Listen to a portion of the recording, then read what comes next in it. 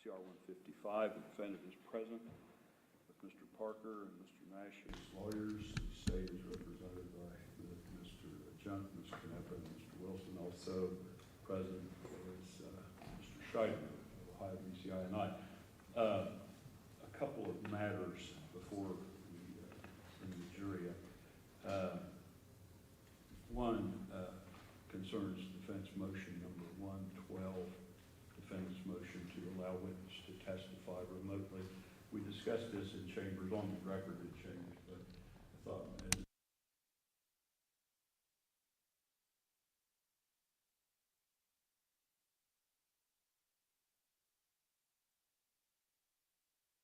a witness be permitted to testify remotely. The court is going to hear that at 8:30 on Monday morning, hear that motion. I would, counsel is well aware and able to research the law on this, but there are a couple of cases, one out of the 8th District, State of Ohio versus Marcinic, which is 2008, Ohio 3553, and there's a 2020 case, State of Ohio versus Howard, 156 Northeast 3rd, 433, 2020 Ohio 3819. They discuss, and there are, I'm sure, several of the cases probably, but they discuss requirements to do that. One is our technology needs to be sufficient, so we need to check that out. And I'll have counsel intends to argue that on Monday at 8:30. So, and the other matter dealt with transcripts, grand jury transcripts of the testimony of Frederica Wagner and Rita Newcomb. The court has denied the defense request to have transcripts of their grand jury testimony prepared and either provided to the defense or reviewed with the court for inconsistencies. The state has argued that they are not co-defendants in this case, and on that basis the court has denied that request. Was there anything further that the state wishes to place on the record concerning these matters or other matters before we bring the jury up? Not those matters, Your Honor, but very briefly, just want to clarify the record with respect to an exhibit we used yesterday. Yesterday morning, we played the interview of Angela Wagner through Special Agent Jenny Thomasford. We played that for the jury. We never identified it as an exhibit number. So that exhibit number will be exhibit QQ, or exhibit letter will be QQ. And again, it's on, because it's a digital image, it's going to be on the external hard drive that's marked as video and audio files for this case. Does the defense agree with that? Yes. All right. Does the defense wish to put anything else on the record concerning a couple of matters the court mentioned or any other matter before we bring the jury up? Right. Let's bring the jury up.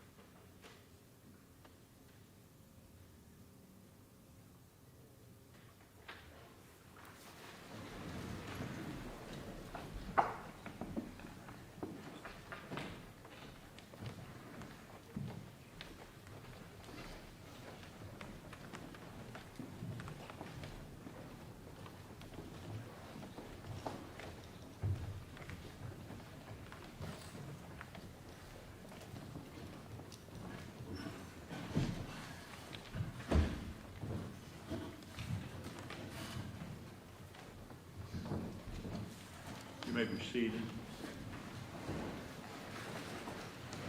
Good morning, ladies and gentlemen of the jury. It's good to see all of you here this morning. As you're aware, we're in the state side of the case. Is the state ready to call Ms. Witness? Yes, Your Honor, we are. Thank you, Your Honor. The state would call Ms. Randa Hughes to the stand.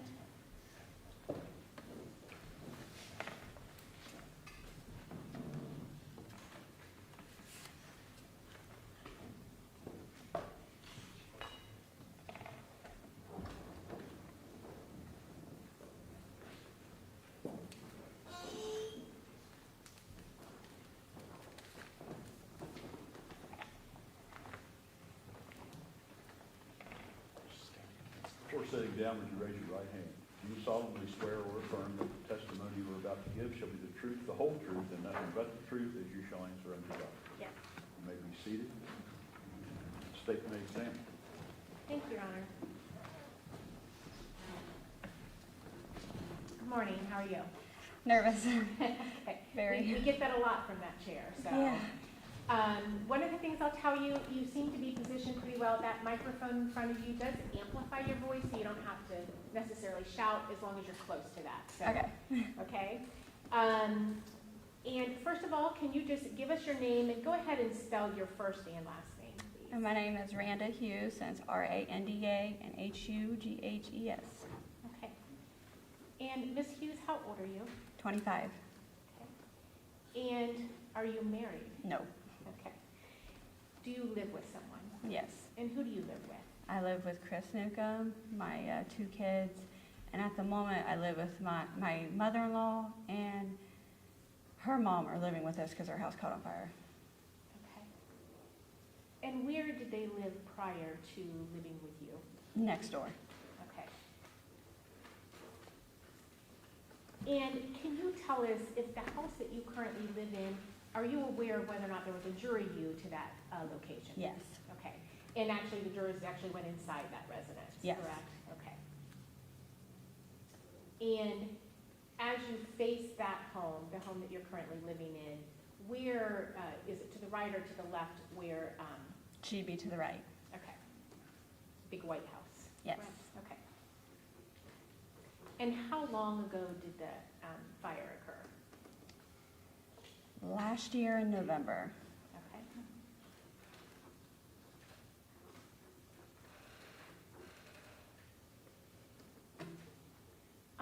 And do you have children?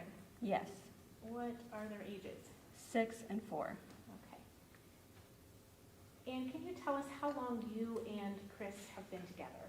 9 years. Okay. And can you tell us where you have lived during your time with Chris? In Chillicothe with my parents. Then we lived in Oak Hill for a little bit at his mom's farm. Then we moved in with his mom, and now we're living in the residence we're living at now. Okay. And the plan is, once the home next door is Objection to leaving what the plan is. Well, all right, lead questions. Let's just stay in the objection. What is the plan after the residence next door to you is fixed up? And Rita and Granny's going to move back home.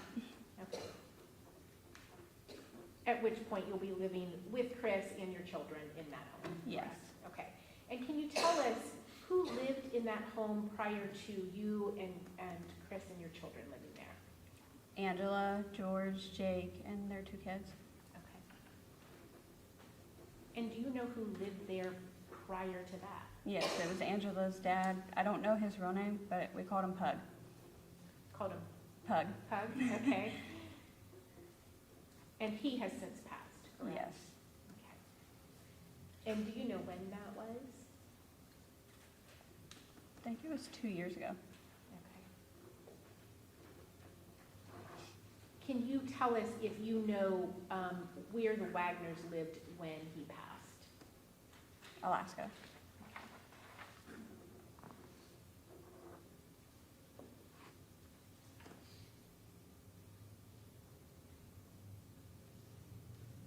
And can you tell us, is Chris the father of both of your children? Do what? Sorry, I was just thinking about the question I just said, because I just messed up. Okay. Because go as ahead. You the, can correct it. Pug had to die way long before, because they've been in jail for a while. But when he passed, they was living in Alaska, so Okay, however long ago that was. okay. All right. Are both your children belong to Chris? Yes. Okay, sorry. And can you tell us when you stayed, you said you lived with your parents for a while in Chillicothe, correct? Yes. When would that have been? It was the end of May in 2016. Okay. And prior to that, had you and Chris resided together? Yes. Okay. And where did you live prior to that? And at the farm in Oak Hill. Okay.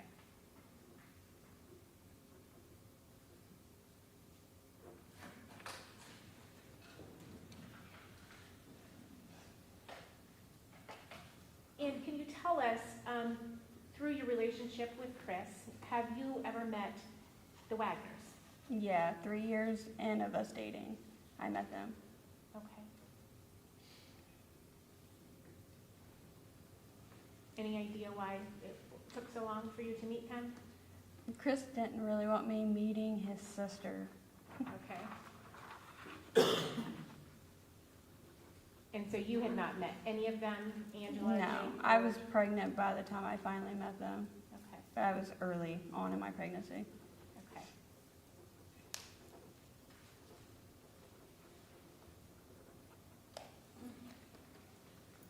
And can you tell us, had you ever been out to Bethel Hill Road? When they No. lived in Bethel Hill? Okay. Had you ever been out to Peterson Road? Yes, when they lived there. Okay, When they lived at Bethel, I never went there. I have went to the place after the fact of them living there, but never when they lived there. okay. And why did you go there after the fact? Honestly, I cannot remember. I think we went there to get something or tear down a building that was still there to use wood. Okay.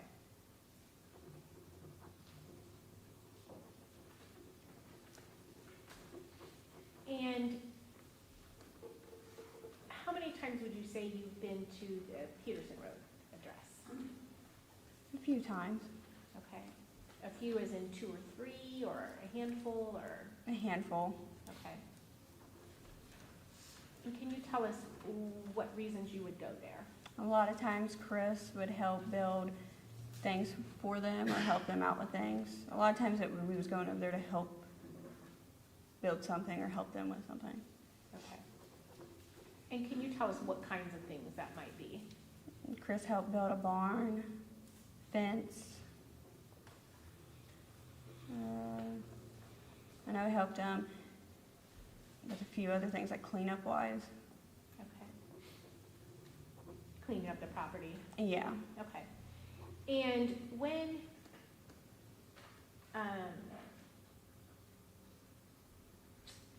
he helped build the barn, can you tell me approximately how many times he would have gone out there for that purpose? Not very much because Chris is more one to watch somebody than do something. Okay.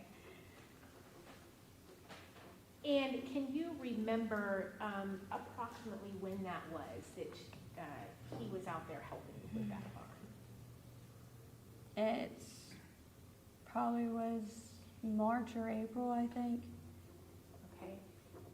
And you indicated you were already pregnant, Yeah, so what year would that have been? 2016.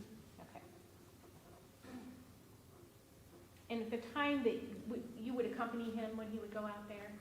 Not a lot of times. I stayed in the house with Angela and the kids and Rita. Okay, so Rita would be there too? Yes. Okay. And who is Rita? She is my mother-in-law. That's Chris's mom. Okay. And can you tell us, did you see the barn, however, in the progress they were making? Yeah. Okay. And can you tell us at that time, what stage was it in? It was, everything was there except nothing was on the inside. Okay. So had any stalls been built No. at that point? So it was just basically open Yeah. area within that barn? Okay.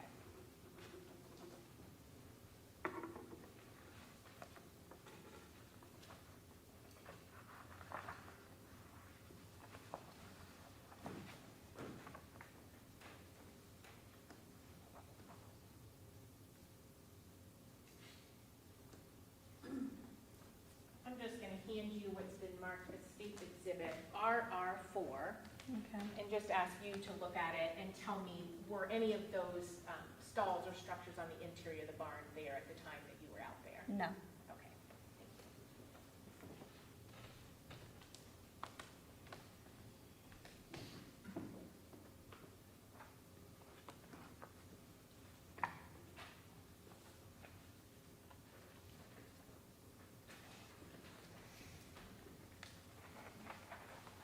you. You indicated that it was 3 years before you met the Wagners. Did you meet all of them at the same time, or Yes. tell me about that? Where was that, if you recall? I think they came to Granny's house. Okay. If I'm not mistaken, I can't remember because it was so long ago, but I think they came for Thanksgiving dinner. Okay.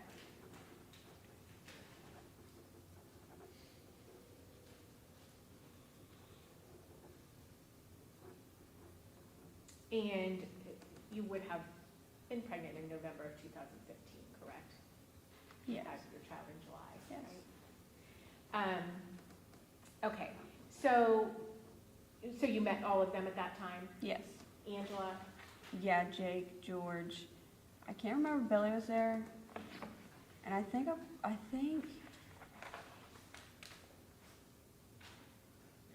Hannah may have been there, because at the time they was together, but then they broke up shortly after that. Okay, so the Thanksgiving that you remember Hannah being present for, they broke up shortly thereafter? Mm-hmm. Okay.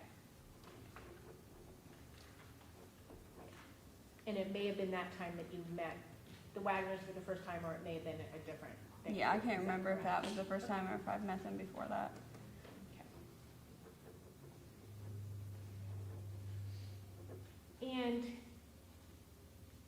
But they were together when you saw them? Yes. Okay, all right. And is that the only time that you ever saw Hannah? Yes.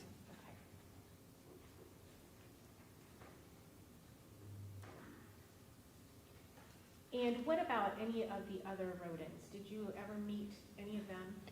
I met Frankie one time at trade days.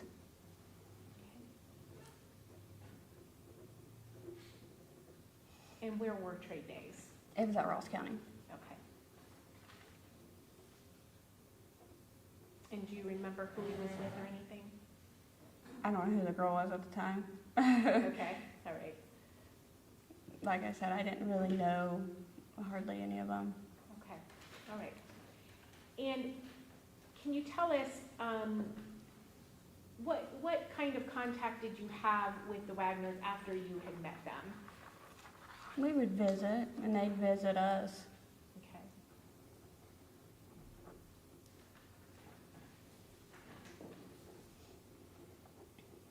And how often would you say that occurred? Say once a week, once a month? Not that, like maybe a couple times out of the month. Okay.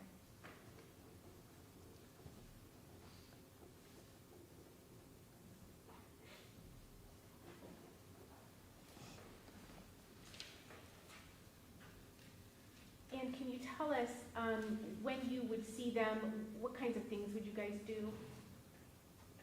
Would you just hang out at? Just hang out. There was a couple times we went fishing, like just me, Chris, and George. Okay. But as far as hang out with Jake, didn't really do that much. Okay. Chris was closer to George. Yes. Fair. And they were also closer in age, is that correct? Yes. Okay. Did you ever see Jake or George Wagner with their hair dyed? Yes. Can you tell us when that would have been?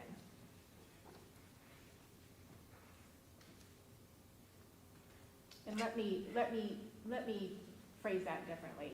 In relation to the homicides, can you tell us when that would have been? I don't know if it would have been a couple weeks or a month. Okay.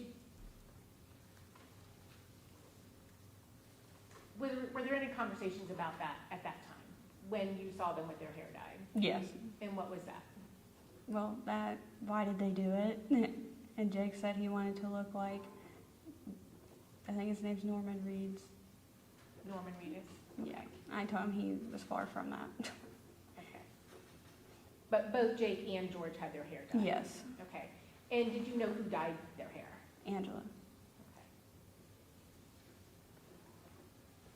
Okay. And after the homicide, did that fact that they had dyed their hair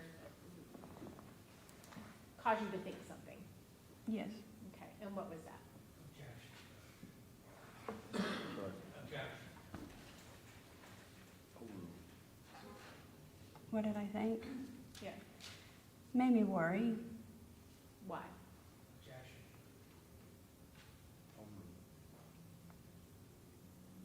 Because why would you change your appearance and then something like that happen?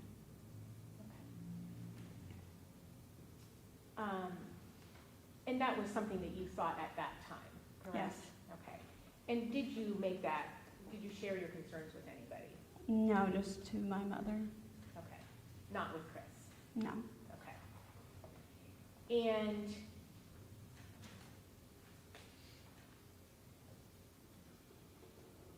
was there ever a time where you were present for helping to obtain a .40 caliber Glock for George? Yes. Sorry. Leading, a little bit leading. It's a leading question. Okay. Well, I'm going to overrule the objection, let the answer stand. But we do have to avoid leading questions. Can you tell us about that? Yeah, he asked Chris if he knew of anybody that had a Glock. And Chris said that he didn't know of anybody at the moment, but that he could look for him. And when Chris found one, I think he was messaging a guy on Facebook about it, because the guy posted a gun case, and the guy ended up having a bunch of other guns. Well, George wanted it, so we met up with the guy. Okay. But George wanted us to go because Chris had been the one talking to him. Okay. And did you accompany Chris on Yes. that day? Okay. And do you remember where you met up with this individual? I don't know exactly where, I just know it was a park and ride. Okay. You met the guy that had the gun at the park and Yes. ride? Okay.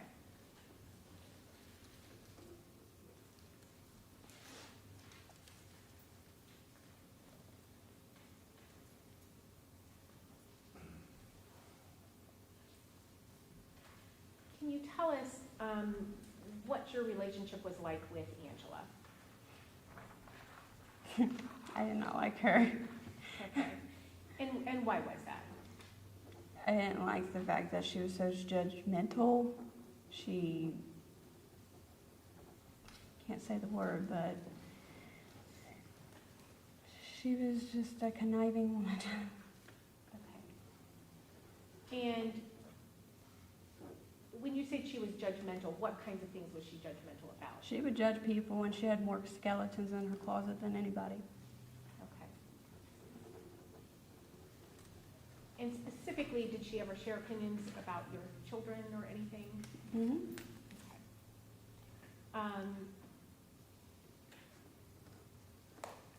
Can you tell us what your observations were of her relationship with her grandchildren? Close.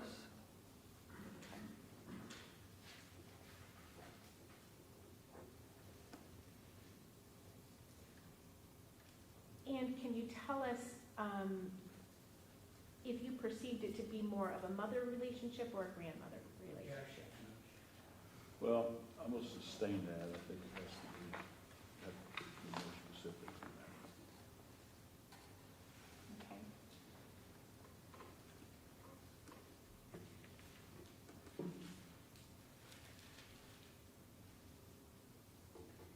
Do you know if any of the grandchildren slept with Angela? Yes. Which grandchildren? Bovine.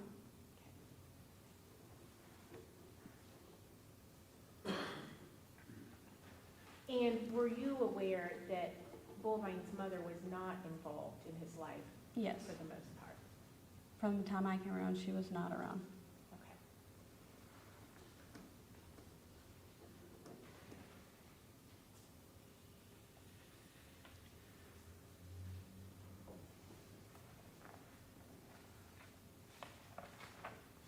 And can you tell us what the relationship was like with Jake and George?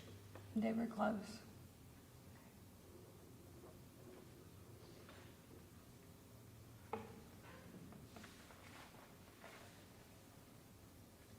Were you aware, there was a time when you were living at, with Rita and Chris's grandmother, correct?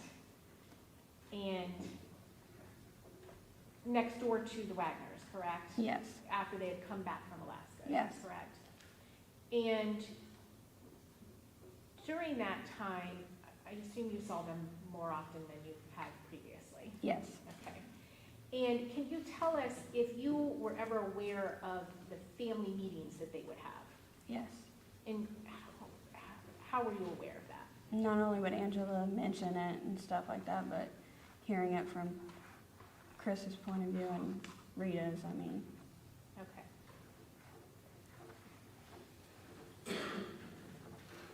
And at that time, who lived at that address? Which of the Wagners lived there? Angela, George, Jake, and the 2 kids.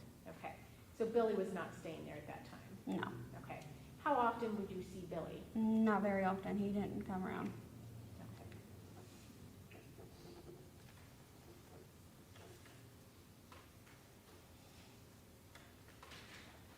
Was there ever a time when you became aware of what Jake and George's reported favorite movie was?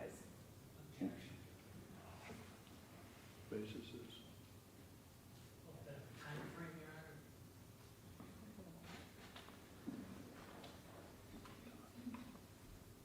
well, I'm gonna let her answer that last question. Was there ever a time? Yeah. Yes.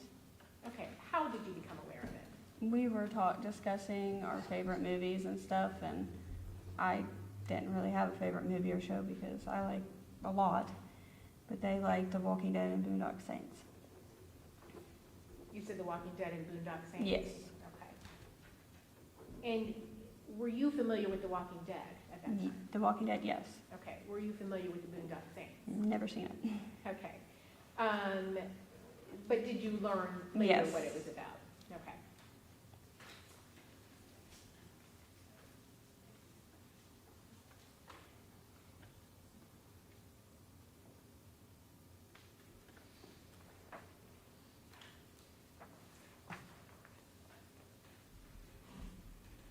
Did you know, did you ever meet Tabby at all? No. Not until after all this. Okay. So during that entire time that you knew the Wagners, you never met Tabby? No. Okay. And you said you met Hannah one time, Mhm. correct? And did you know a person by the name of Beth Ann Wagner? Yes. Okay. And who is Beth Ann Wagner? She was Jake's wife. Okay. And tell us when you learned that she was his wife. When they moved back from Alaska. Okay. So you were not aware at the time that they actually got married? Mm-mm. Okay. And did you have many interactions with her? Yeah, because she lived next door. Okay.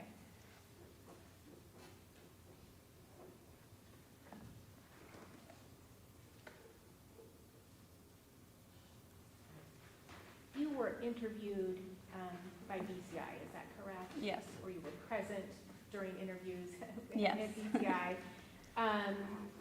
And they provided you and Chris some information that had been collected, Yes. correct? Okay.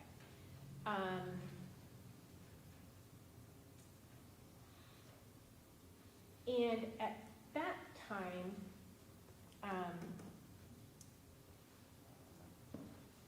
is it true that Chris said that Objection. none of these people would have? I'll sustain. Question. Okay. what did he say about whether or not these people could have done this? Objection. Doesn't matter, husband said. The basis of your objection is, just sounds like it calls for hearsay, so I will sustain the objection. When BCI shared that information with you, did you have concerns? Yes, Okay.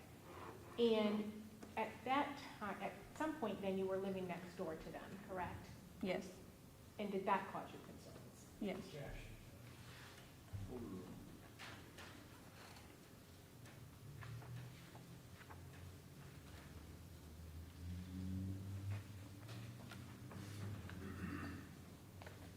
After the Wagners were charged in these offenses,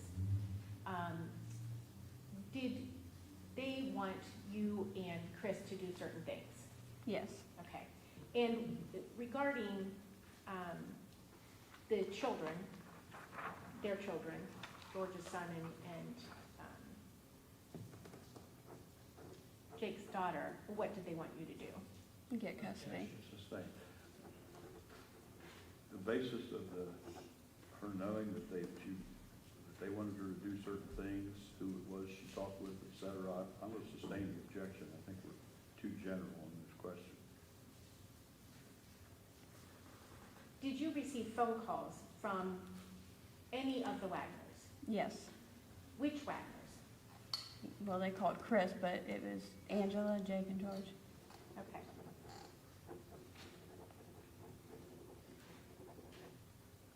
And specifically, what did they want you to do? Objection. She said they called Chris. Were you present for some of those? Well, wait a minute, I'll sustain the objection at this point, but you can go ahead with the subject matter. All right. Were you present for some of those calls? Yes, Okay. And were you aware of what they were asking? yes, because they were on speaker. Okay. And what were they asking? To, They, Well, who is they? Well, if we're going to be testifying about specific phone calls, I think that we need to be specific about the phone calls. Who called, approximately when, how she's aware of what the conversation was, et cetera, before I'm allowed it in, so I'm going to sustain the objection. how often would you receive calls from the Wagners?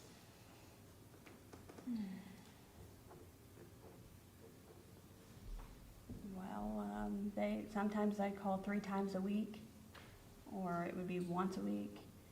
George and Angela called the most. Okay.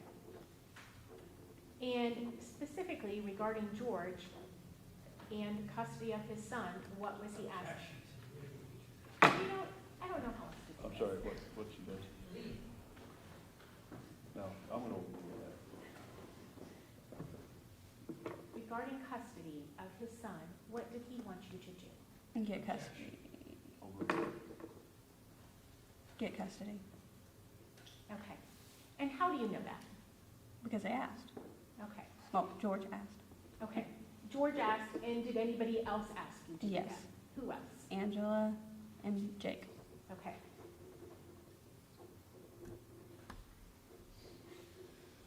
They all three asked you guys to try to get custody of both Bullvine and Sophia. Yes. Correct?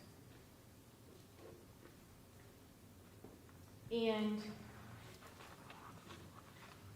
did you get an attorney to do that? Yes. Who paid for that attorney? Chris.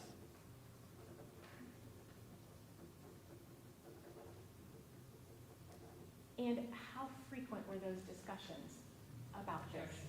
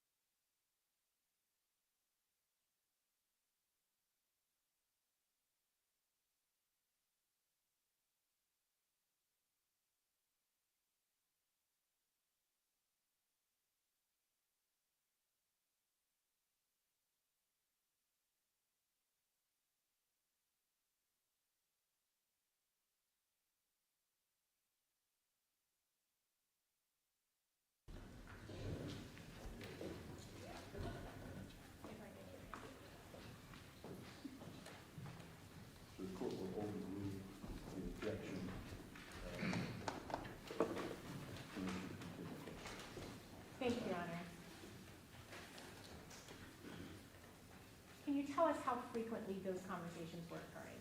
A lot.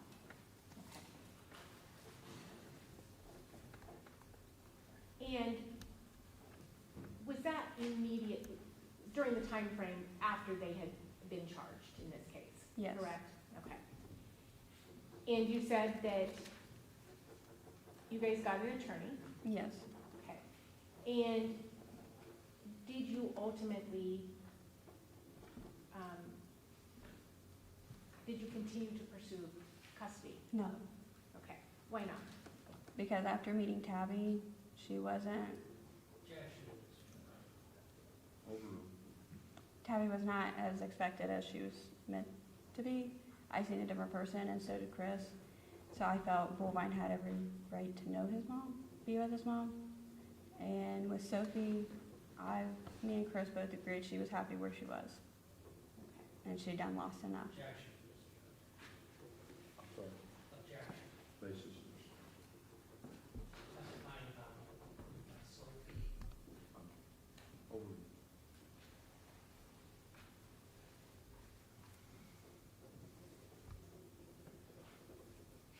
You said you guys agreed that she was happy where she was and that she had lost enough. Mm-hmm.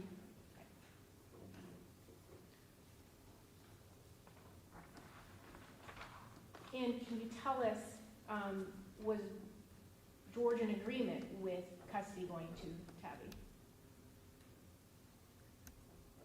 I wouldn't necessarily disagree. He just still had his worries if she was the person that we were saying she was.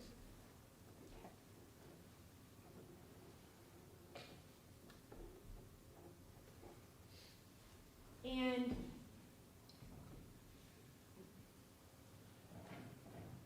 so you stopped that, the legal process? in Yes. this Case, okay.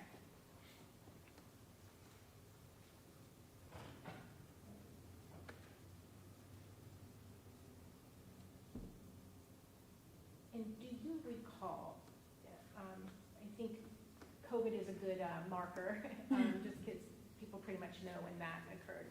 Do you have a recollection as to when you guys stopped that pursuit?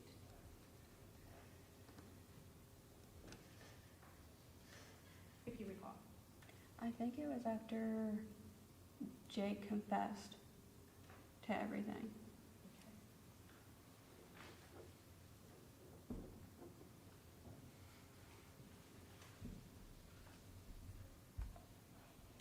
Can you tell us, we talked about the fact that you were interviewed by BCI and provided information by them.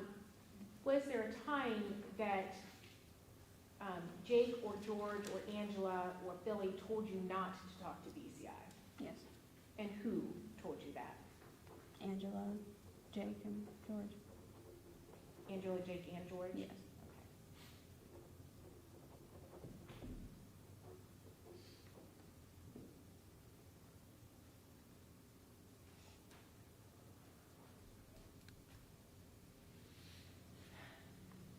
Were you aware that Chris's mother was charged in this case? Yes. And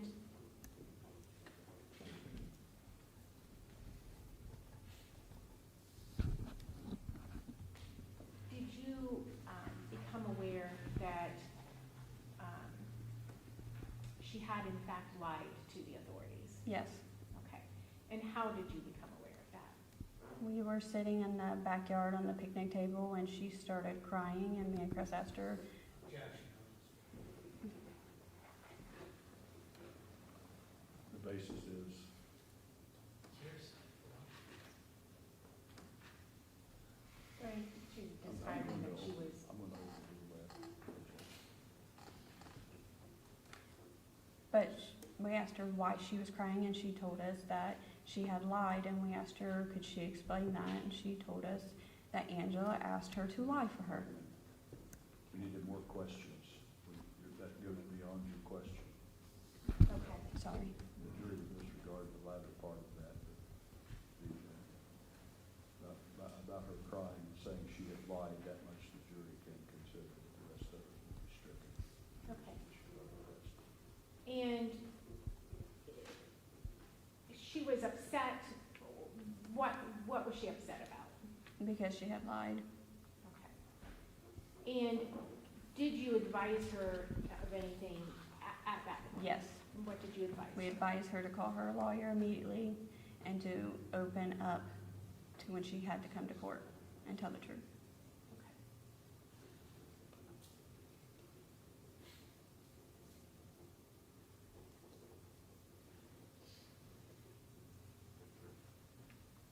And at that point, that was before Jake had confessed, Yes. correct? Okay.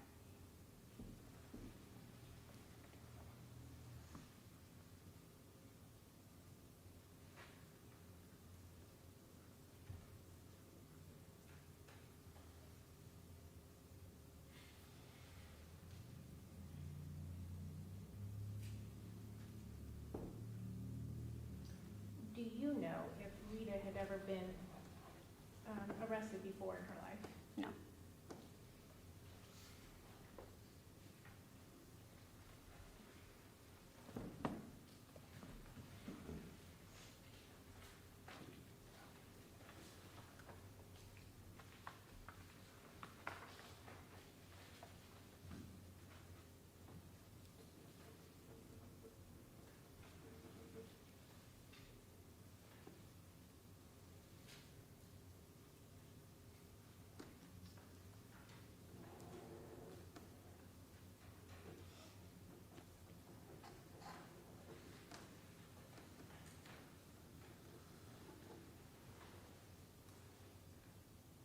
Did you ever, we talked about when you first, just even the change of the appearance, very, very close to when the homicides happened, and you, Objection.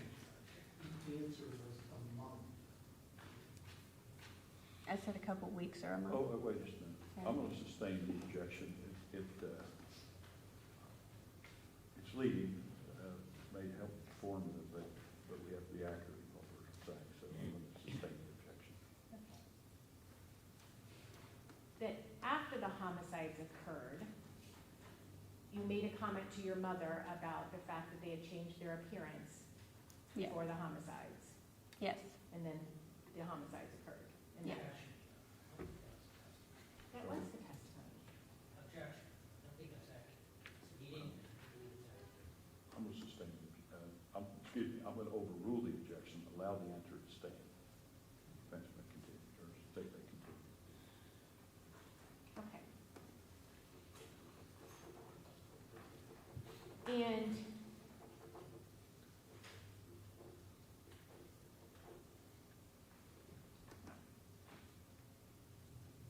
I think you already indicated when BCI was showing you the evidence, did that increase your concerns? Objection answered already. Sustain.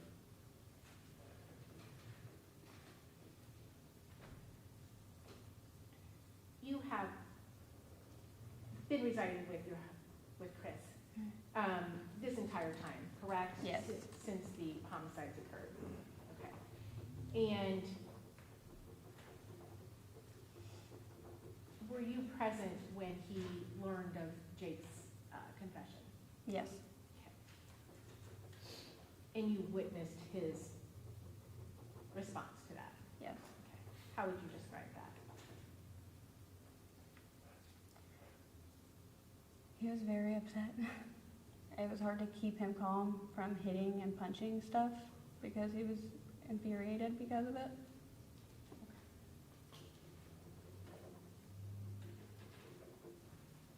And were you present when he communicated that? Yes.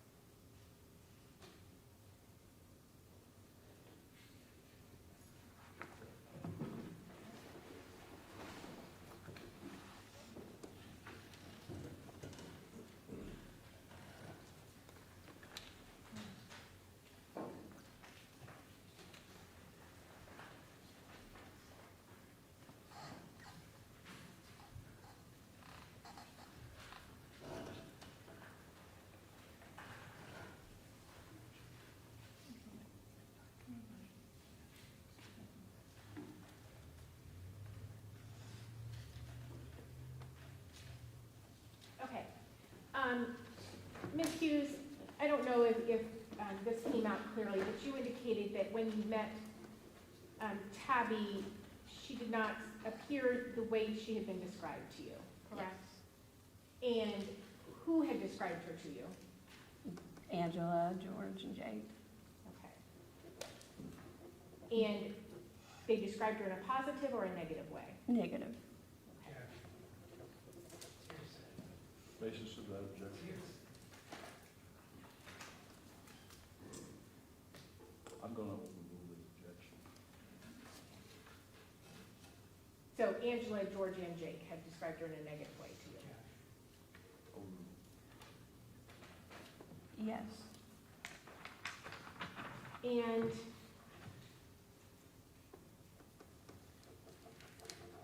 but when you met her, she did not appear to be that person that had been So, wait a minute. described to you? Leading and answer. What is it? Leading and answer as well. These are leads. It is leading, but, Just summarize. but I'm going to permit it in this particular case to help formulate your question. You know, to refrain from leading questions, so overrule the objection. When you met her, she did not appear to match that description? No.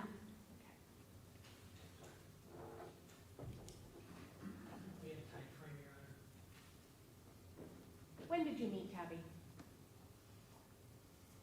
I can't remember the exact date, but I know it was after all this, when we was having visitations with Bullvine. Okay. So at some point after November of 2018? Sounds about right, yes. Okay. And you indicated that Jake and George were close. Yes. Did you perceive one of them to be in a protector role? Yeah. Who would that be? George. Okay.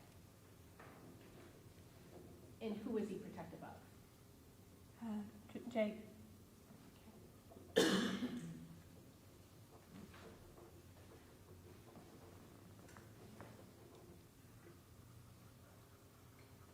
And you indicated that Angela was controlling. Can you tell us a little bit more about that?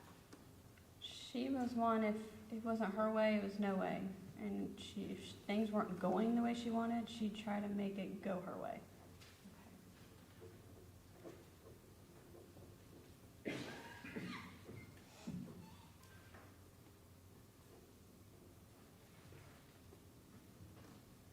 And how would she try to make it go her way?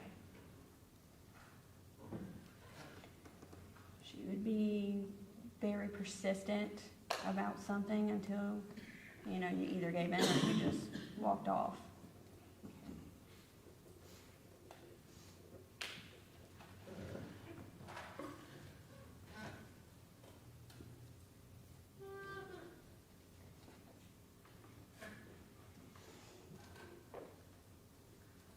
And to your knowledge, was Rita permitted to watch the grandkids? No. I have no other questions, Your Honor. The defense may cross-examine.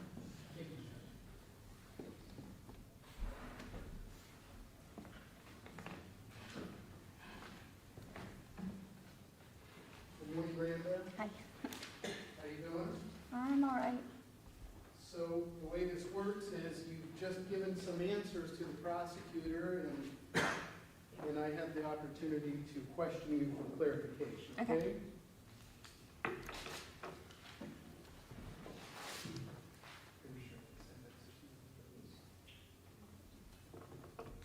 So, Randa, I'm going to kind of go in order in which the prosecutor went with the questions. Let's start with the living arrangements.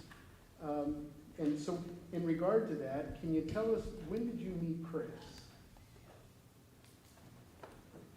Oh, gosh. You're going far back. I know I met him at my cousin's house. And I think it was 2013, 2014? Okay? And at some point, you two lived together, Yes. right? Yeah, it was 3 years after, because I was still in high school. Okay.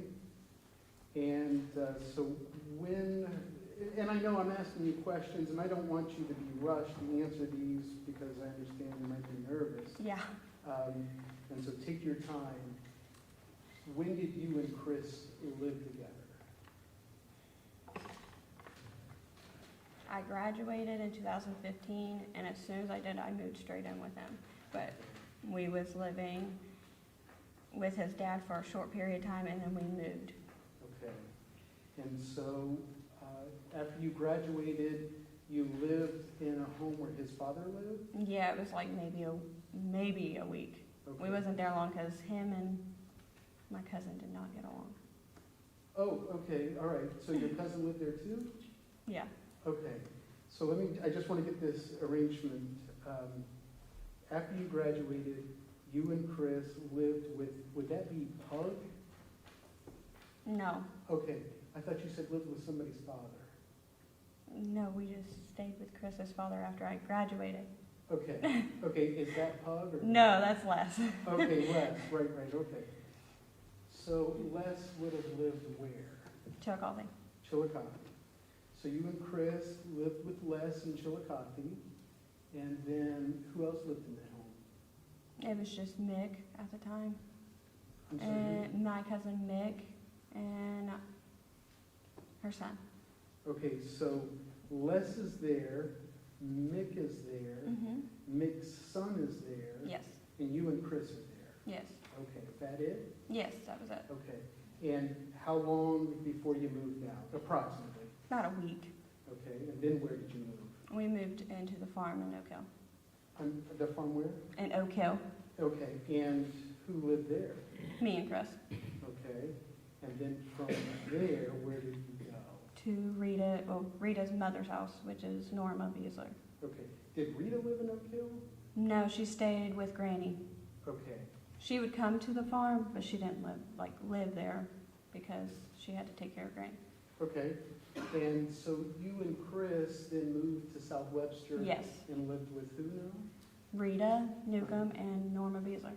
Okay, Rita would be Chris's mother, Yes, and then Mrs. Beasler would be his grandmother. his grandmother. Okay. All right, and where you guys live, would that be the house that all the jurors went into? Right now, that we're living in now? Yeah. Yes.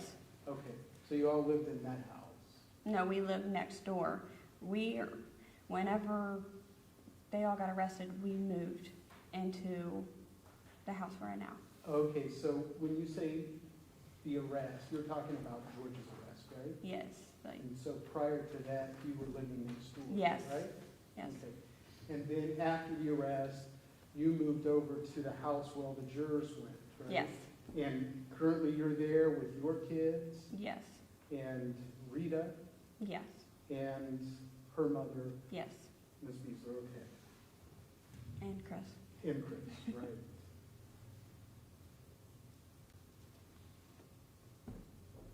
And so it sounds most of your relationship with Chris, you have always lived in this family atmosphere with other members, right? Yes. Okay.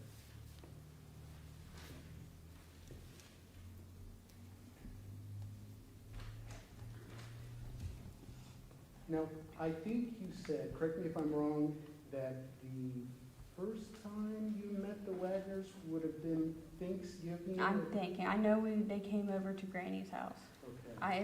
I may have been wrong, it may have not just been a family dinner, Okay, but I just remember it was a dinner. okay. And, all right, and so I was gonna ask you if that's November of 2015. You're not really sure about whether it was Thanksgiving, you're just positive it was a dinner, right? Yeah, because I didn't get pregnant with my son until October Okay. of 2016. Okay, I mean, 2015. of 15, all right. And so, this meeting with George and his family would have been in 2015, right? Yes, Towards the end of 2015? yes, because Chris didn't want me to meet them at the moment. Okay. Well, I know you said them, but on your direct testimony, you said Angela. right? Yes, Okay. because they didn't That's get along. okay. And the answer that you just gave me was because he didn't get along with Angela, right? Yes, Okay. And you testified that you had, after that dinner, you had occasion to visit the home on Peterson, is that right? yes, Okay. And one of the reasons that you would go there is because Chris would help build the fence or build the barn, is that right? yeah, most of the time he was over there helping George, Okay. mainly George with stuff. And if I heard you correctly in your direct testimony, that would have been in March or April of 2016, right? Yes, I'm pretty positive.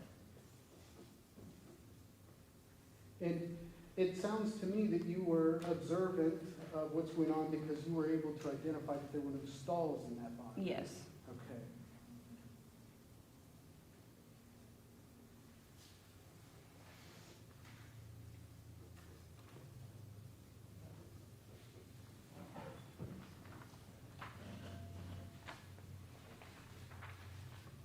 And so you had testified that you had met Hannah on one occasion. is that yeah. right? To like actually talk, yeah. Okay, all right. And you're obviously familiar with who George is. Oh, yes. Oh, yes, that was your answer. And are you able to tell us what was your perception, your take on the relationship between George and And George and who? Hannah? They got along from what I seen and Okay. heard. Would you characterize that as a close relationship? I wouldn't personally be able to answer that because I don't really know. Okay. Because after all, you'd only met her one Yes. time, right? Right. And about these activities, I believe you testified that you and Chris would hang out with George, right? Yes, And you guys would hunt? fish. Okay, no hunting deer? Mm-mm. Okay, all right. That was No. more their thing. I was like fisher. Okay. So a all lot right. of times we would go fishing. Yeah, and when you would go, Jake did not participate? No. Okay. I saw you kind of wrinkle your forehead when you said that. That's just not Jake's thing, is that it? Well, we really didn't like to hang out with Jake. Okay, Okay. never really hung out with him. Yeah, me and Chris, like, Fair to say he's odd and different, right? yes, All right. Speaking of which, he had a room there in the house where you live now, right? yep, You think he had a pink bedroom with My Little Pony in there, is that right? yes, but he also had his daughter sleeping with him in there, so. Oh, okay, all right.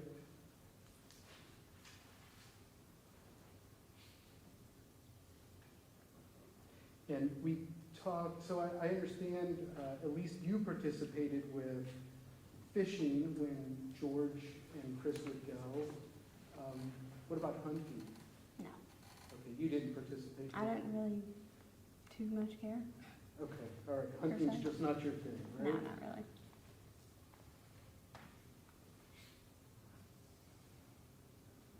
You're not saying Chris and George didn't hunt, are you? No, I told you, that was their thing. Hunt deer? Yeah, they liked hunting deer. Okay. And when they would do that, if you know, would Jake participate? As far as I've heard, Jake kind of sometimes would, sometimes wouldn't. Okay. He wasn't a normal person. No, he was more of like a homebody. Okay. And as opposed to George, he was typically outdoors. right? Yes.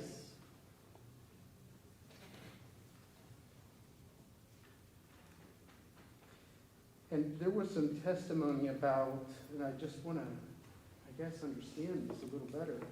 You testified about observing dyed hair, right? Yes.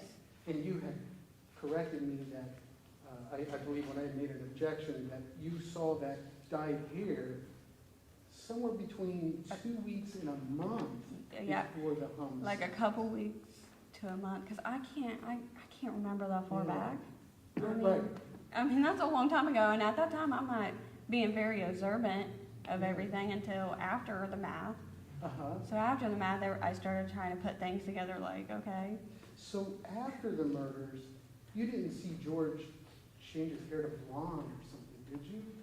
No, they just kind of let it fade out. Oh, okay. So there was no concealing No. hair? Okay, all right.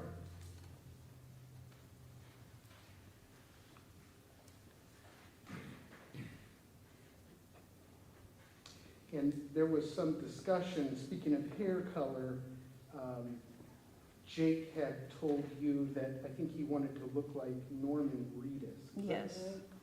And Norman Reedus, is he the main character on The Walking Dead? He's kind of one of the main characters of The Walking Dead, yes.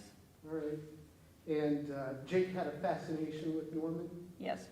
Okay, I saw you really give me a positive response to that. And you've watched The Walking Dead, Yes, right? I Okay. have. And so your familiarity with the movie, Yes. how do you kill a zombie? They shoot him in the head. Okay.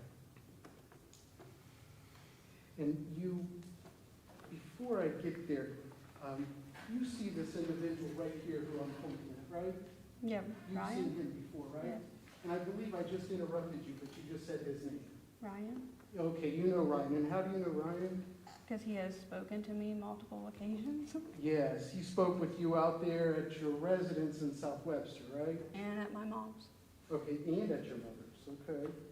And there was a discussion, in fact, you just testified about it on your direct testimony about a .40 caliber Glock, Yes. right? And you were present for that discussion when Ryan was speaking with Chris, right? There in What? South Webster? Do you remember Ryan coming to South Webster to speak with Chris? Yes. Okay, and you were there, right, for that conversation? Yeah, a lot of the conversation, yes, I was there. And you could hear what was being discussed, right? Yes. And you had provided some input as well during this conversation. Yes. Okay, and this .40 caliber Glock, you would recall Chris characterizing that as green in color, right? Yes. Okay.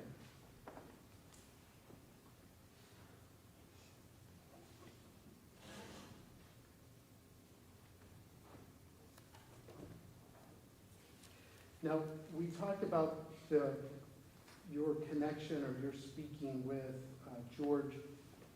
You had spoke with George on the phone quite a bit. Yeah. When he was in Alaska, do you recall? I wouldn't like say like we would talk. It was mainly Chris and him, but I'd like say hi, how you doing, things like that, and he'd ask me how I was, Yeah. and then that'd be about it. Okay. And are you aware that BCI, the Bureau of Criminal Investigation, had those phone calls tapped? That those phone calls were recorded? At that moment, I can't remember. Okay, I understand you said at that moment, so it sounds to me at some point you're aware that the conversations you had, that you're aware that those phone calls were recorded, right? Yes. Okay. And there was some discussion about George telling you or directing you what to do, is that right? Like he was just asking if we could do that Okay. and get custody of the children, yes. Yeah, and you would agree with me if I said that Chris was not happy with the special agents from BCI coming to the house, right? Well, yes. And he didn't want them coming there. And no, he didn't, it wasn't that, he was just at the moment that he didn't want to believe that his family could do something like that. Right. So being questioned about it all the time was frustrating for him. Yeah, and you recall through those phone calls that we've established were recorded, Chris would speak badly about the BCI agents coming to his house, right? Yeah. Okay.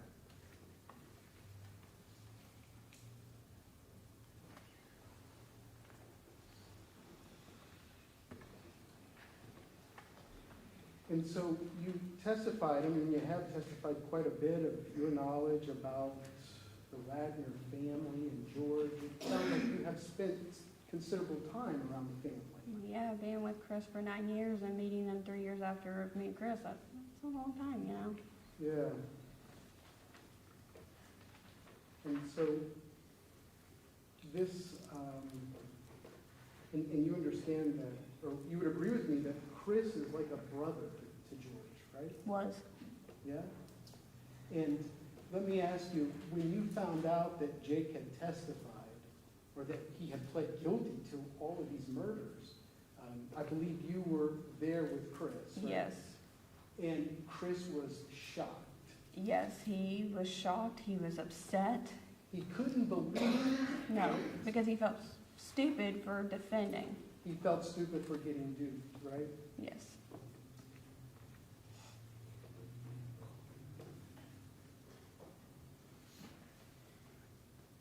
And we spoke about George having some requests of you to obtain custody, Mm-hmm. right? Now, that happened, let me ask you, Your Honor, if I could approach. Yes. Okay, I'm going to show you what's been marked as defendant by Wagner Exhibit 21. Do you recognize this? Like, bovine? Oh, okay, so I asked if you recognize, and your answer was Bullvine, and who would that be? George's son. Okay, and you're familiar, and who's the other individual there in that photo? That's George. And when you were asked on direct about custody, that's Bullvine there, right? Yes. Who George's arm is in, right? Yes. And you would agree with me that George loved Bullvine very much? Yes, he did. Center of his work. Yes. Okay. And so after George was arrested, well, you're aware that his mother was arrested, right? Yes. His father? Yep. His brother? Yep. And so you're aware then that Bullvine is essentially without a home, and so he's asking you to obtain custody, right? Yes. And I know that at the time you didn't know Tabby, but Yes. were you aware of her home life and her living with people who had committed sex offenses? No, all that is what I've heard. So Okay. like, it's like hearsay stuff, so I can't tell you that, yes, that's what happened, that Yeah. that's the life she lived. And you and Tabby never talked about that, right? No. So that's something you just didn't know about. Yes.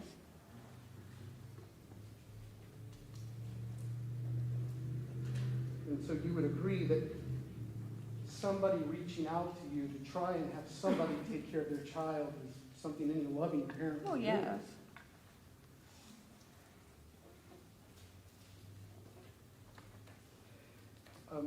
And so you, or Chris, I should say, followed through with that wish to try and obtain custody, right? Absolutely. And there was a case in the juvenile court in Scioto County, right? Yes. In fact, that's where Chris had to go about this custody matter, right? Yes. Okay. And Chris had hired an attorney, right? Yes. Christine Scott was Yes. that attorney, right? Yes. And Chris is just merely, he's not a parent, but an uncle? A great uncle. Right. And the juvenile court, well, it wasn't just Chris trying to get custody, but there was Tabby who was also there. right? Yes. Okay. And you're aware that the juvenile court made a decision to place Bullvine with the mother, not with the great uncle, right? Yes. And at that time, was Chris working? He did what he did for a like what he did before, the buy, sell, and trade. Okay. But he right. didn't have like the job he has now. Okay, all right. And I'm assuming this attorney, Christine Scott, required money, and it wasn't court appointed, right? Yes. Okay. And when George was in jail, he spoke with you on the phone. You had relayed to him about the information you had about Tabby, right? About how What- she was? What you had learned about her, Yes. that maybe she wasn't a bad person, Yes. right? You would agree with me that after telling him that his concerns have been somewhat relaxed? Yes. Okay.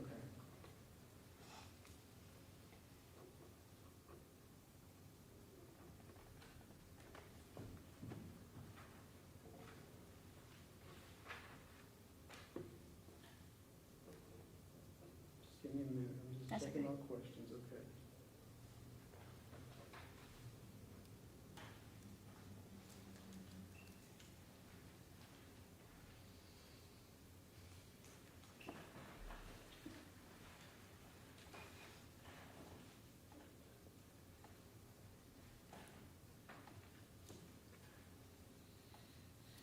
were you ever present, or would you agree with me that George had spoke of wanting to move away and live on his own away from his family? Objection.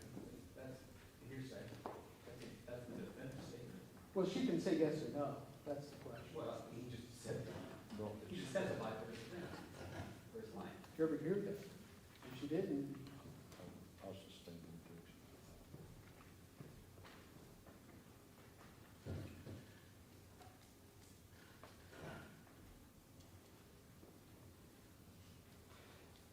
lastly, you had testified in regard to Chris's mother, and that's Rita, right? Yes, She had been indicted in this case. yeah, And it's your understanding that she was indicted because Angela had used her notary without permission, right? yeah. I don't think it was actually, it was her dad's old notary that she used, I think. Okay. But she forged Rita's signature. And that was without Rita's permission. Exactly.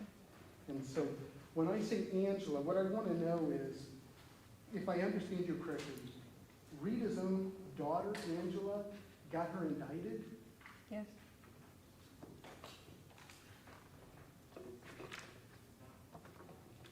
I just have one moment. Okay.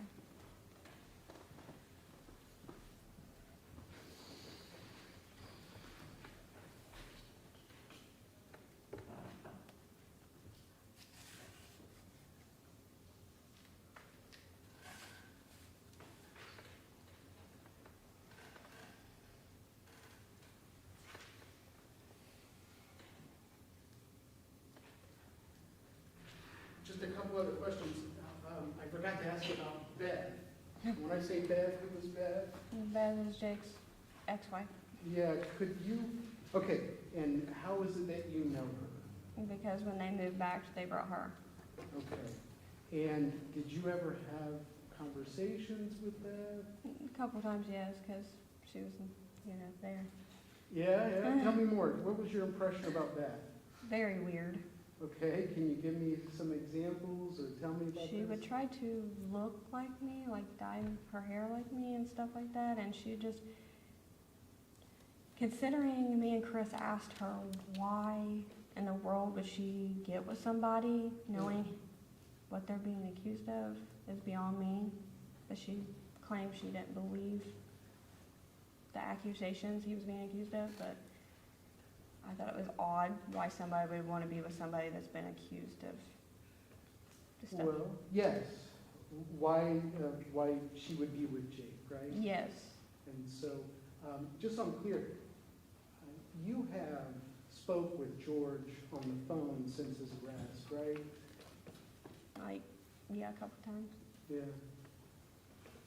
Chris has too, right? Oh, yeah.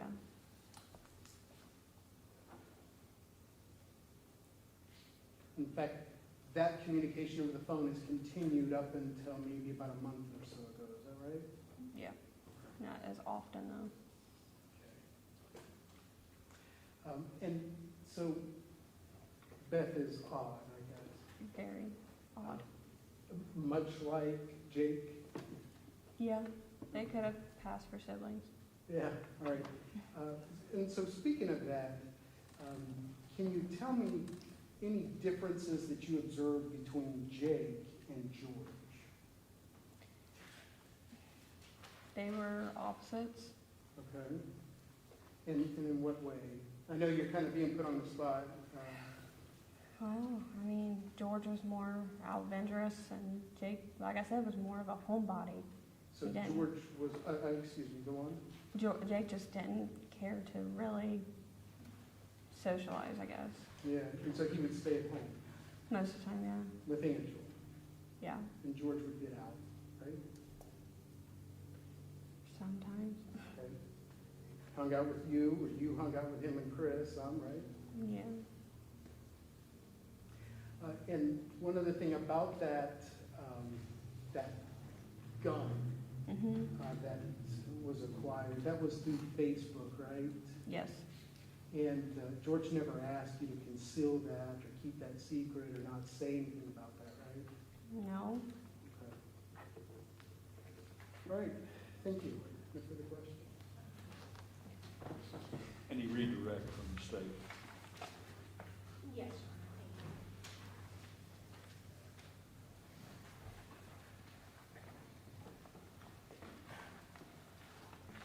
Ms. Hughes, you were asked first of all about your living arrangements. Yeah. You lived in Oak Hill with just you and Chris, correct? Yes. Okay. And then when you stayed with your parents shortly after you had, or shortly before and then shortly Yeah. after you had your first child, Yes. correct? And why did you do that? Because with Colton, I kept going through like early labor, and I was already at 4 centimeters, and where I was so close, I was afraid that I wasn't going to make it to the hospital in time, so I felt more comfortable staying closer to home and then having my mom's help after. Okay.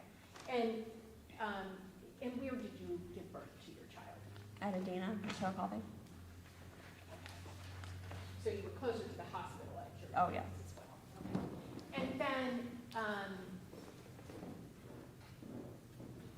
for a time, you stayed with Chris's mom and grandmother, Yes. correct? But when you first moved into that Havner Lane, where you live now, that was just you and Chris and your children, correct? Yes. And his mother and grandmother are just staying with you temporarily until their home is.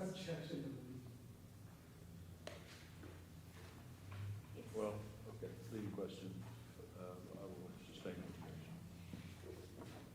Is that a permanent or temporary? Temporary. Okay. And in fact, has significant progress been made in Oh, fixing yeah. that at home? Okay. Hopeful that will happen soon. Yeah. Okay.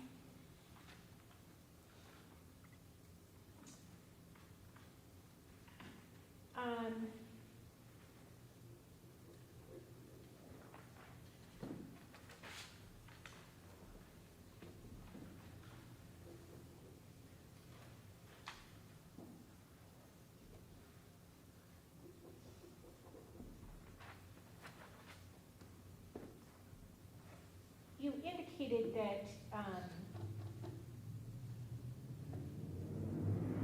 George would sometimes call from Alaska, correct? Yes.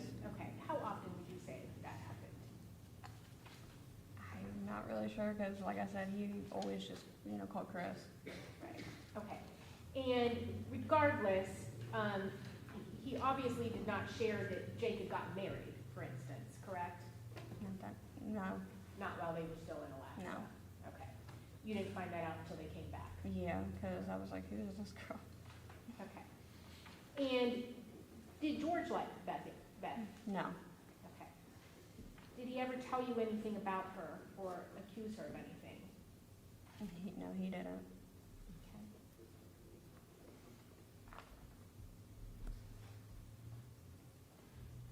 But he shared with you that he did not like her? Yeah, yeah.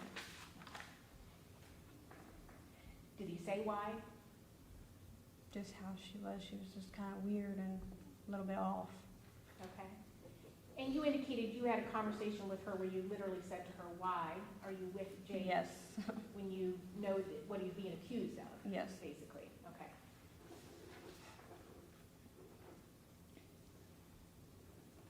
And what was her response? She said she already did a back. Sorry. Well, I'll sustain the objection. Your Honor, they opened the door on this when, during their cross-examination regarding Beth and that very topic. What was your question? What was the question? When she asked Beth why she would be with Jake knowing what he was being accused of, and I asked her what her response was. I believe it was asked and answered. I don't think it was asked and answered. It wasn't, the answer wasn't because she was odd or weird. Well, okay, I'll permit that question. I will rule the objection to that question. And what was her response to that? That she already did a background check on him and she didn't believe all the accusations. Okay.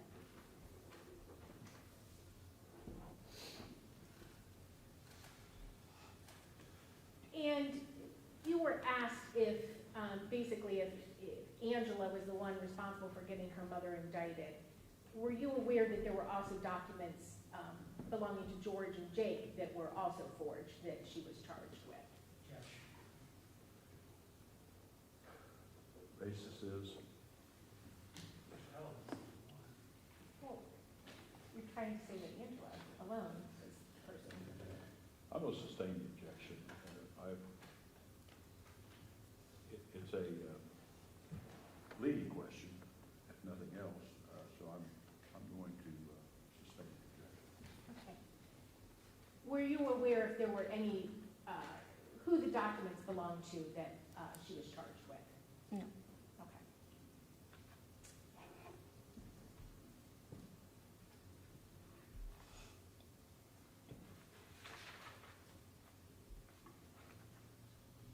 You were asked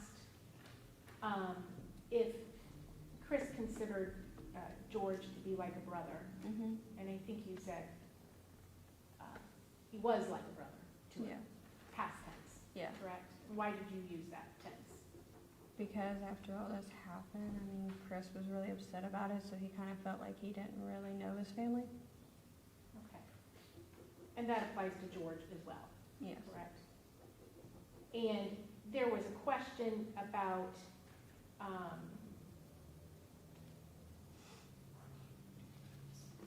him still talking to George, and you said that that has changed, Yes. correct? No. How has it changed? Because I don't know how to explain that. I just don't know. He just stopped. Because I guess with everything, it's just all too much. Okay. And I guess he was just trying to get some closure to see, like, if he would say, yes, I did, or no, I didn't, but Okay. And are the calls as frequent now No. as they were? Okay. And that is Chris's choice, correct? yes. And you were asked if George loved his son, and your answer was, Yes. did he also love Sophia? Yes. And did Jake love his daughter? Yes. Okay. And did he also love Bullvine? Yes. And you talked about George being a protector of Jake. Would you say that he was also You have protector? to go across. I'm sorry. She's asking this question again to get on direct, if you did not touch the cross. Yeah, It's, they use that picture and put this issue, put this addition. I'll permit that question. was George also protective of his son and his niece? Yes.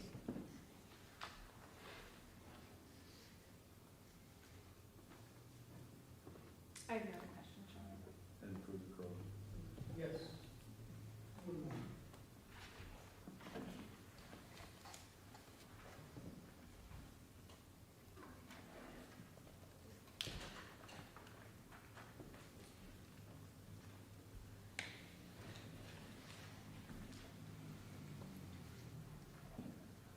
Thank you.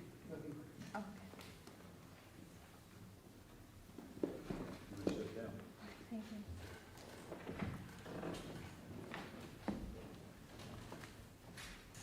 We're going to take a recess.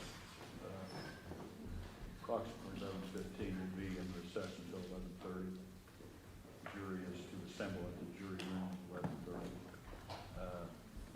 While you're on recess, do not discuss this case among yourselves or with anyone else. Do not permit anyone to discuss this case with you or in your presence. Do not formally express an opinion concerning the case. Do no research at all concerning the case as to the facts or as to the law. Do not read, view, or listen to any reports or accounts of the case from any source at all, and have no contact with anyone participating in the case, including parties, counsel, or witnesses. Anything further from counsel for either side before we recess? No, it's not. Then we are in recess until 11:15.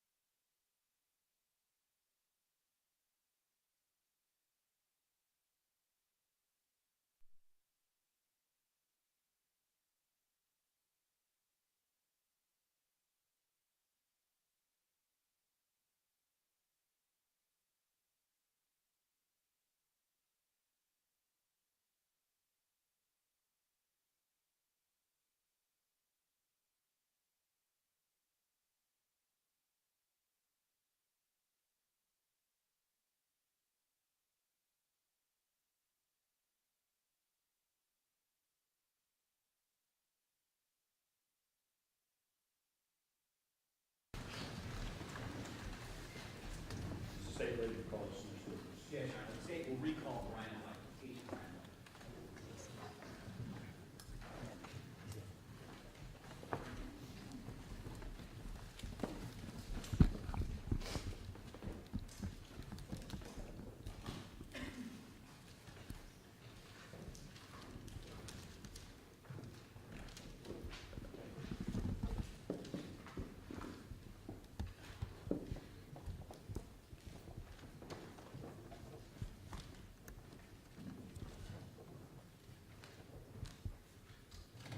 Raise your right hand. You solemnly swear or affirm that the testimony you are about to give shall be the truth, the whole truth, and nothing but the truth as you shall answer. I do. See. And state name and everything. Thank you, Your Honor. In a nice loud voice, can you introduce yourself again for the jury? My name is Brian White. I'm a lieutenant with the Madison County Sheriff's Office. Lieutenant White, you have previously testified multiple times in this case. about assistance that you gave when you worked at BCI with respect to the Rhoden homicide in Pike County, correct? That's correct. And did that include assistance on several search warrants? Yes, And with respect to one of those search warrants that we've already talked about, was one of those at 260 Peterson Road. correct. And I'm gonna put up for the jury what's been marked as State's Exhibit AA 117. Can you tell the jury what they're looking at with respect to State's Exhibit AA 117? That's an overview aerial photograph of the property at 260 Peterson Road. And did you, as part of your duties, do an initial search warrant out there on May 10th, 2017? Yes, You already testified about that, is that correct? yes, I have. And did you do a follow-up search warrant based on information that you received on May 10th, or some comparisons that were done on May 10th? Did you do a follow-up search warrant on May 12th, 2017? Yes, Did you also, and did you testify about that already? yes, I have.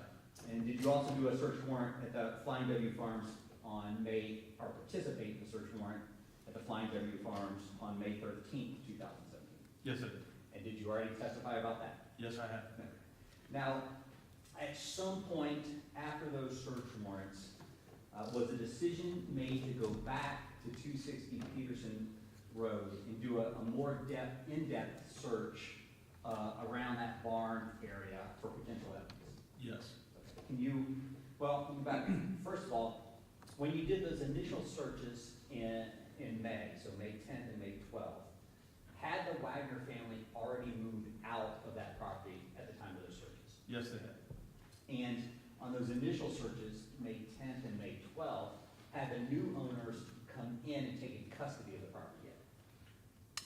Not yet.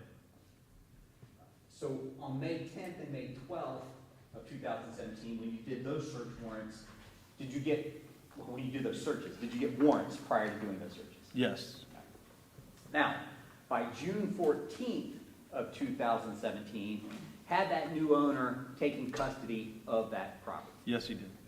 And in June of 2017, did BCI have a decent working relationship with that new owner, where that new owner was willing to cooperate with you in your investigative needs? Yes, he was very cooperative with the investigation.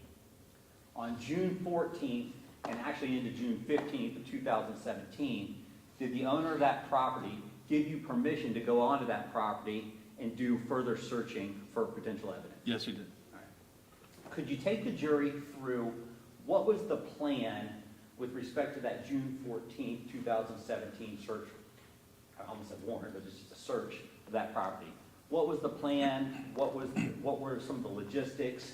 And what were you looking for? We had met as the investigation group and decided that we should go back there since the property had changed hands and do a more evasive or more, basically do a more intrusive search, meaning we did a very thorough search on that May 10th and May 12th, but we didn't excavate any ground. We didn't sift any dirt looking for evidence that may have been not on the surface. So that was the goal in this June 14th, 15th search, was to acquire some equipment and actually excavate around the barn area and then in another area there on the property, and see if we could come up with anything of evidentiary value that was below the ground. And to that end, did you have to make some logistical arrangements to acquire some equipment to do that? We did. We used a bobcat or a skid steer that was on tracks that had a bucket on front to move some dirt and gravel. We also used a mini excavator that was on tracks, which is basically like a backhoe on tracks. We also utilized ground penetrating radar as part of the search as well. And you said you wanted to focus on the area around the barn.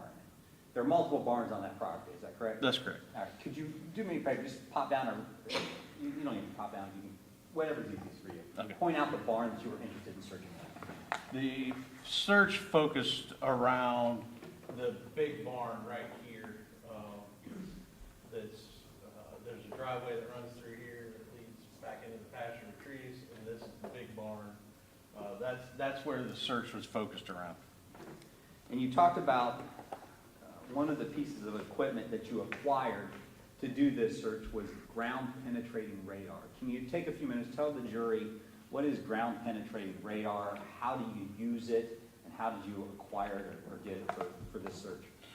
Ground penetrating radar basically uses rays and emits them into the ground, and it looks for anomalies under the surface. So it can detect if there's some sort of something buried, if there was a void underneath the ground. And we utilize a company it's a nationwide company, but there's some here locally in Ohio, Columbus area, West Virginia,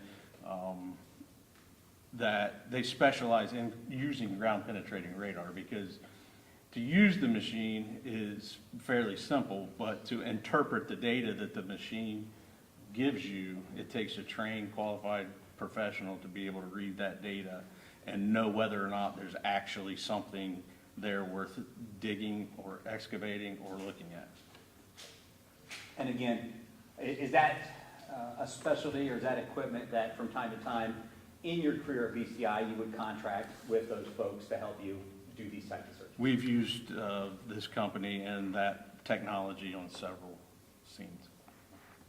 Now, when you testified last time, you had testified about a cistern or a well on that property and a plan to dive it at a later date. Again, with respect to this June 14th, June 15th, was that part of this plan, or was it more of an excavation search around that barn plan? The cistern or the well was not, we were not going to do the dive into the well on this date, no. Okay. And again, at this time, back in June, was that property owner basically cooperating with whatever you needed? Yes, yes. So you talked, when you testified earlier on, about that initial May 10th, 2017 search. And you testified that that was kind of low-key. Can you tell the jury again, back on May 10th, 2017, why did you try to keep that one low-key? Basically, that was more just to see visually what we could see on the property, and to determine whether or not we wanted to come back and do a more thorough search. And also, we didn't want to draw attention to the property at that point. We wanted the least amount of people to know on the May 10th search that we were there. With respect to this June 14th and the June 15th search, again, was that any longer an issue? You're bringing out heavy equipment, or you're bringing out equipment. Right. Are you concerned at that point anymore about people finding out? No, there was no way we could have kept it covert or low-key, because we were utilizing equipment, and we had marked patrol cars there. We had BCI vehicles that were marked that said, crime scene unit on them, and they were all there on the property. So there was no way to keep that from people knowing what we were doing. Did you also use sifters as part of your equipment out there? We did. Can you explain to the jury what's a sifter, how does it work, how do you utilize a sifter with respect to this other equipment? The sifter we utilize on several different occasions. Basically, it's a 3 foot by 3 foot, or they do come smaller and like 2 foot by 2 foot. But in this situation, we use 3 foot by 3 foot, and it's basically just a wood frame with a piece of mesh that's on the bottom of it. And that mesh or that screen, you can take dirt or whatever material, and you can put it in that frame, and then basically you just move it around, and the dirt will fall out of the screen.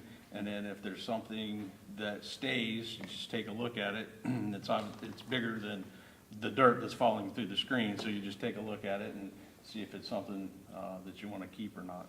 In this search, we utilize what we call a wet sift, which the same sifter, but we use water to break the dirt down.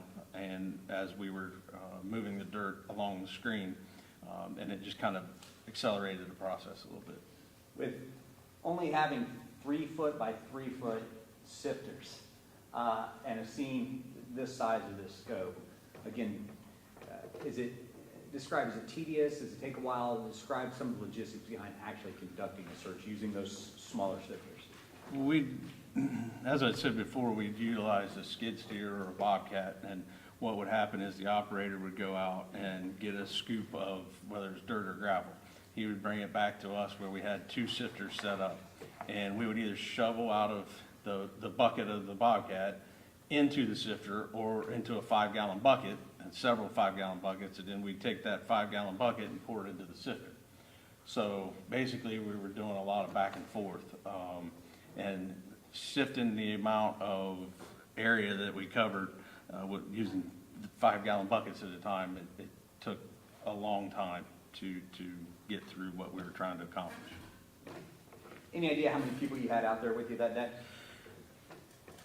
There were at least 5, 2 crime scene agents, Major Lewis from Pike County, and there were a couple BCI agents as well that were not assigned to crime scene. And with respect to the ground penetrating radar, can you tell the jury how would you use that as far as moving it around the property and searching for potential evidence inside? It's basically, if you picture pushing a lawnmower, a push mower, if you picture that going across the ground, that's basically what it is, except with technology instead of a lawnmower. And it's on wheels, you just push it across in an area that you want it to look at, and that's all done by the operator from the company, and that's all there is to it. Then he interprets the data from the machine. And if he found something of interest, how would you mark it, and how would you then collect or dig that area? We would, if he found something that he said, hey, there's, basically how they describe it is there's an anomaly there. Now, whether that means something's buried or it's a void, that's up for us to dig it and figure it out. So what we would do, there's different ways we've done it. On this particular thing, I think we spray painted the area, but you can put flags there. The whole point is to keep the person using the ground penetrating radar to keep moving. So you're trying to cover as much ground as you can. And so we would mark it and then come back and dig it as the radar would keep moving. I'm going to show you what's been marked for identification purposes. State's Exhibit SS1.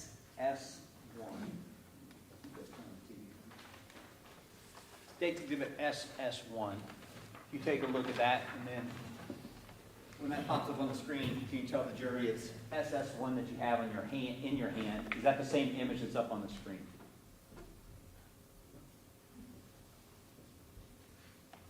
Yes. Okay.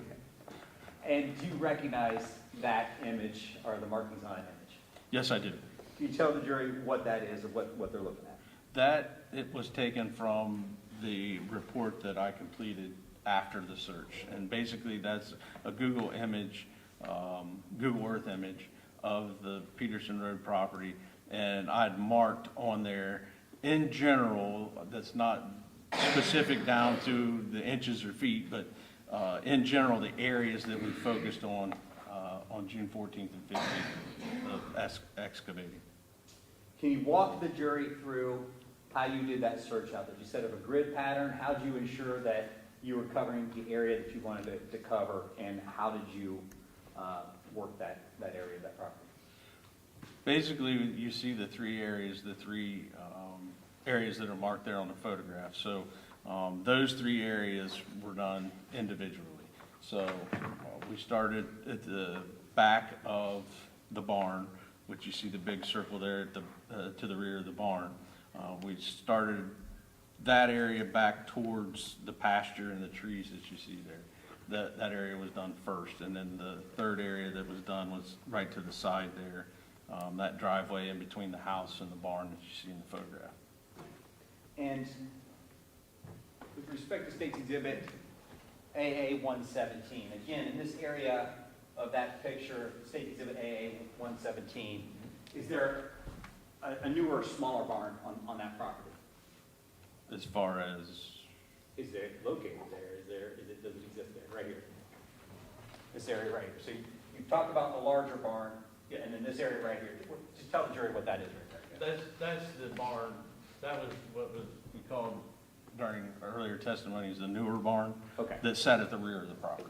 And with respect to the image that's up on the screen, in the areas that you depicted that you searched or dug, is the newer barn depicted in that image? No, it would be down, that newer barn would be down in this area. And with respect to the work that you did, June 14th and June 15th, was the majority of your emphasis in the area that you have marked on the exhibit that's up on the screen? That was our focus right there, yes.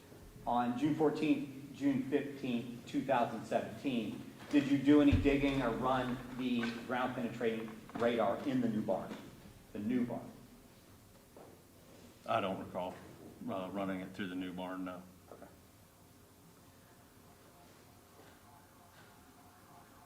I'm gonna hand you what's been marked for identification purposes as State's Exhibit.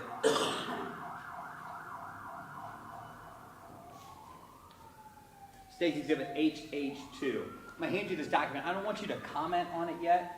All right, I just want you to look at it. I want you to study it and kind of familiarize yourself with it.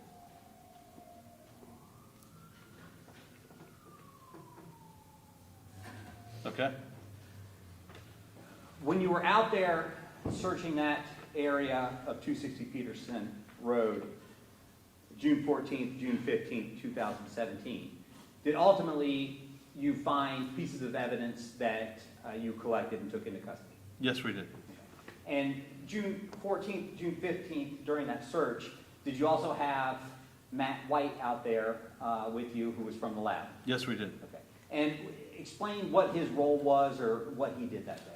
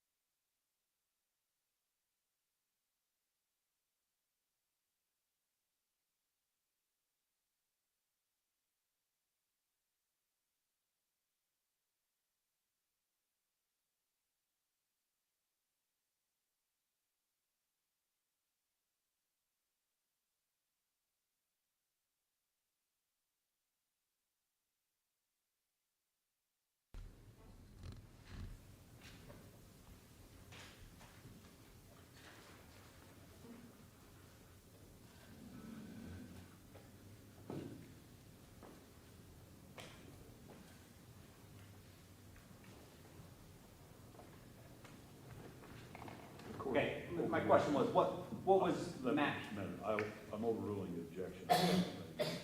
Okay, thank you. My question was, what was Matt White's role after that day?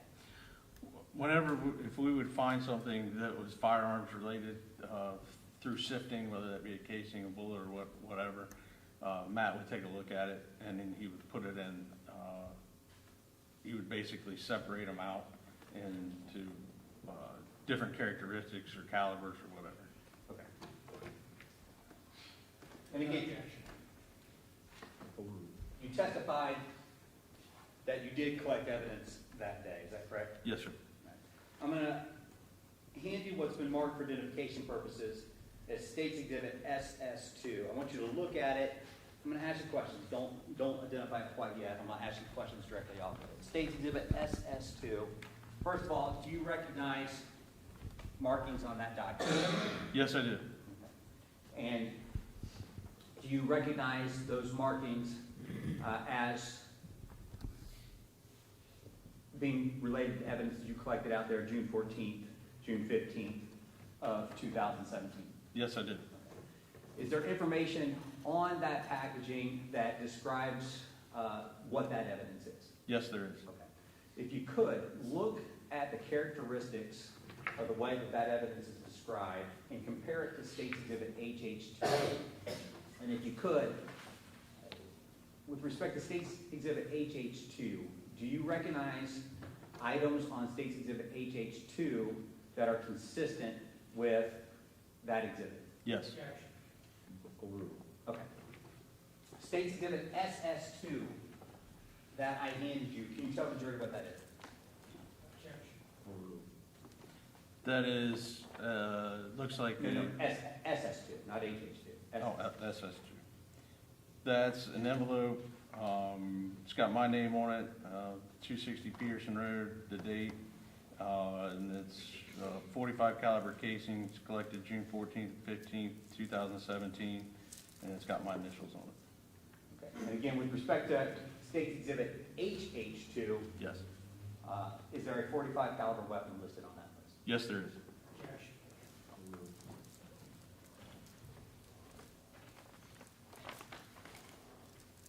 I'm going to hand you what's been marked for identification purposes as State's Exhibit SS3. You can do the same thing.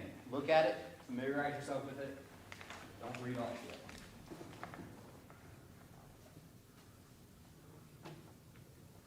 State's Exhibit SS3, do you recognize the markings on that exhibit? Yes, I did. And again, do those markings describe the contents of that exhibit and the evidence that was collected? Yes, it does. And do you recognize that as evidence that was collected as part of the search out of 260 Peterson Road on June 14th, June 15th, 2017? Yes.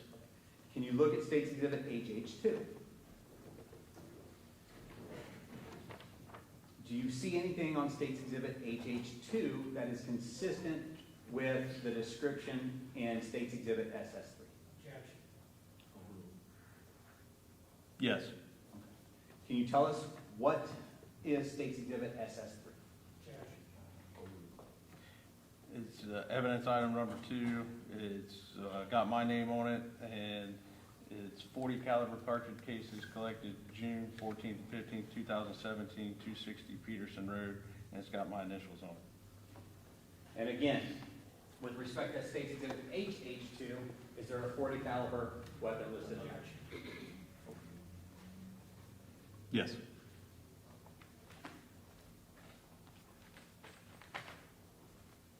I'm going to hand you what's been marked for identification purposes as State's Exhibit SS4.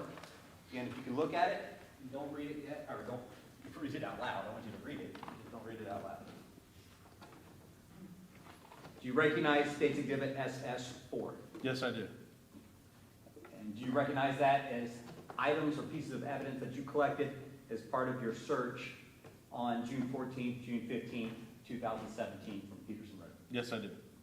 Is there a description on that exhibit that basically lays out what's inside that package? Yes, there is. Can you look at State's Exhibit HH2? Is there an item or a weapon on State's Exhibit HH2 that is consistent with the exhibit that you have in your hand? Objection. Yes, there is. Can you tell us, what did I give you, SS4? Yes. Can you tell us what State's Exhibit SS4 is? It's evidence number 3 is cartridge cases, 9mm cartridge cases collected June 14th and 15th, 260 Peterson Road. It's got my name on it, and it's also got my initials. And is there a weapon on State's Exhibit HH2 that is a 9mm? Yes, there is.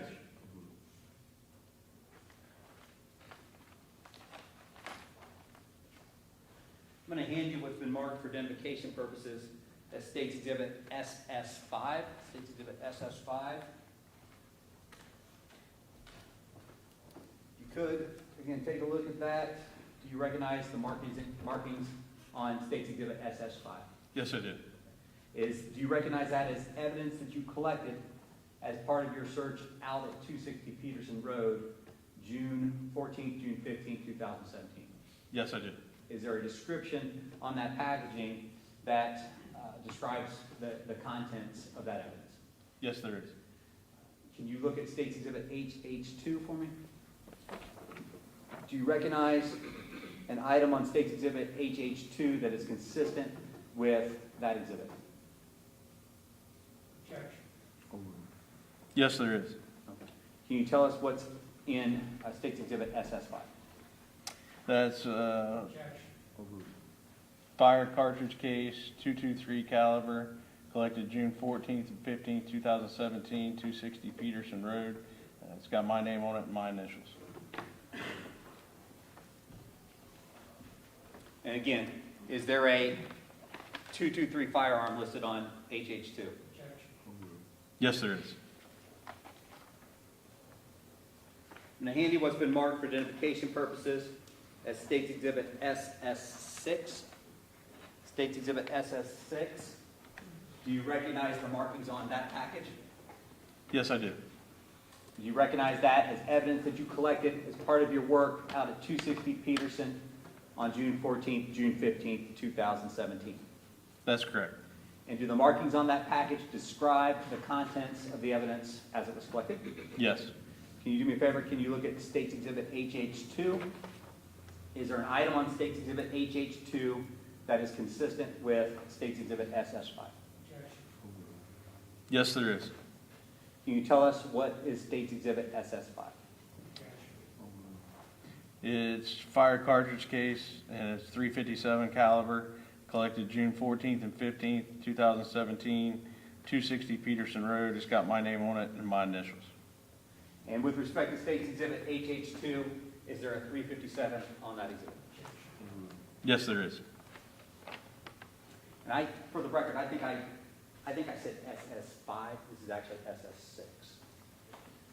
I'm going to hand you what's been marked for identification purposes as State's Exhibit SS7. State's Exhibit SS7, can you take a look at that for us? And can you tell the jury, do you recognize markings on that package? Yes, I do. And do you recognize that as evidence that you collected as part of your work out at 260 Peterson Road on June 14th, June 15th, 2017? That's correct.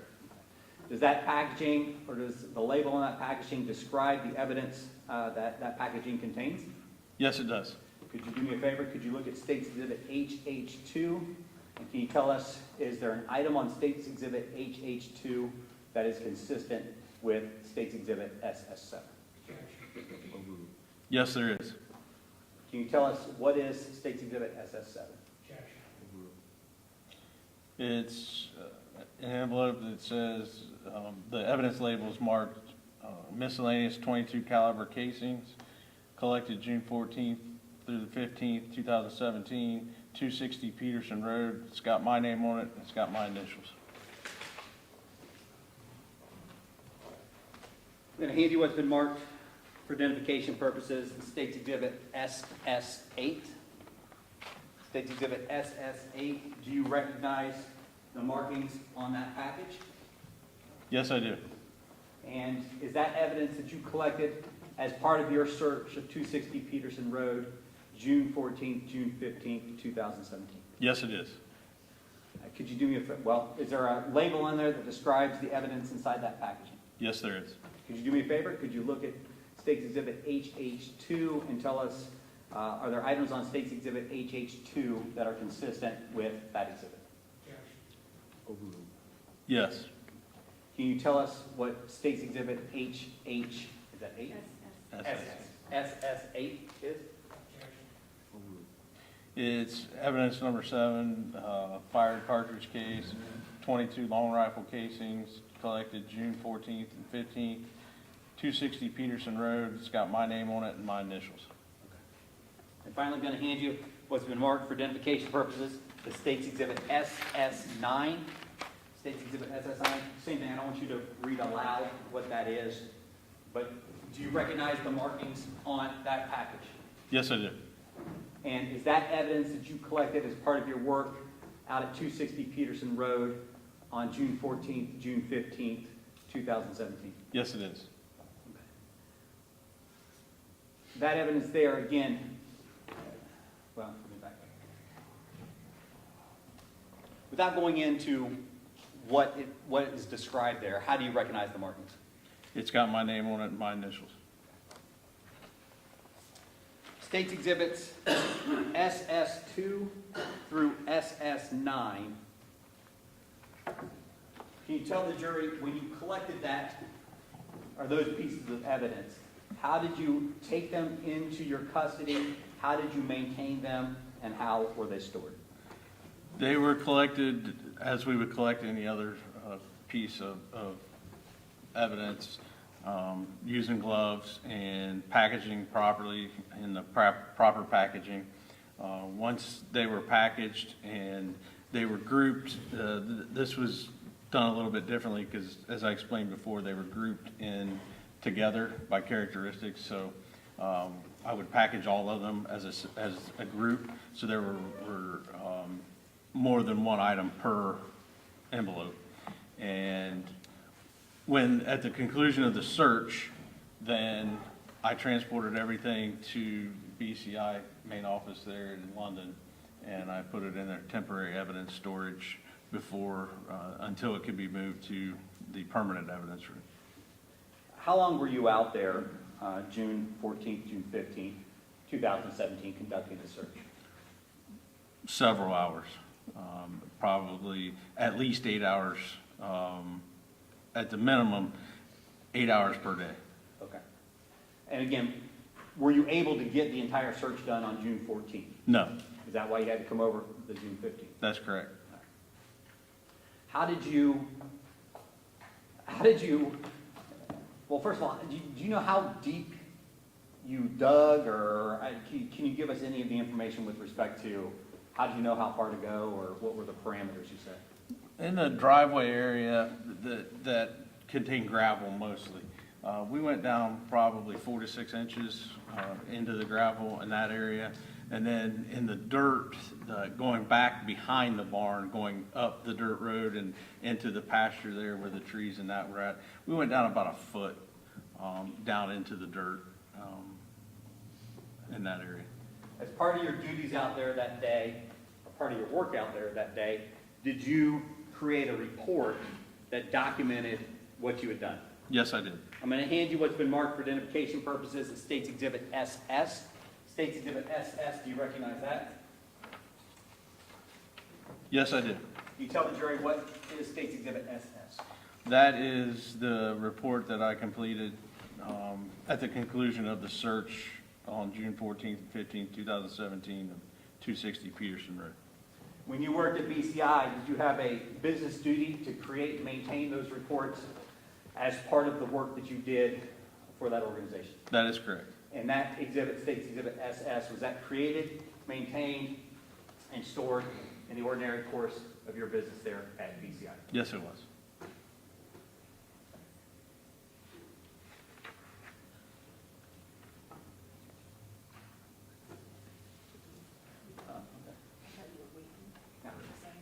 Okay. State's Exhibit SS 7.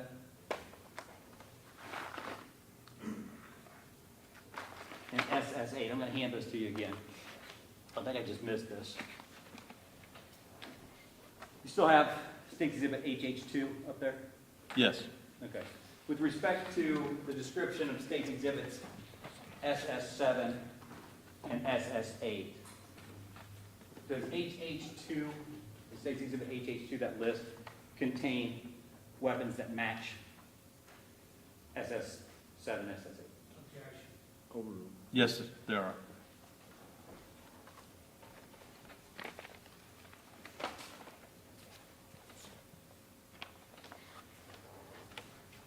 That's all I have, Your Honor. Thank you. Defense may cross-examine. Yeah, just a moment.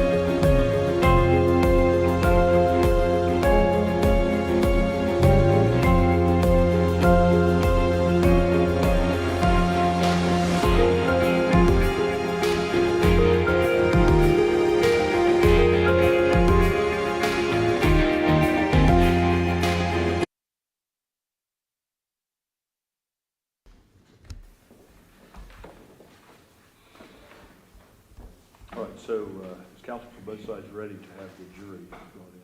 Yes, thank you. Yes, Your Honor.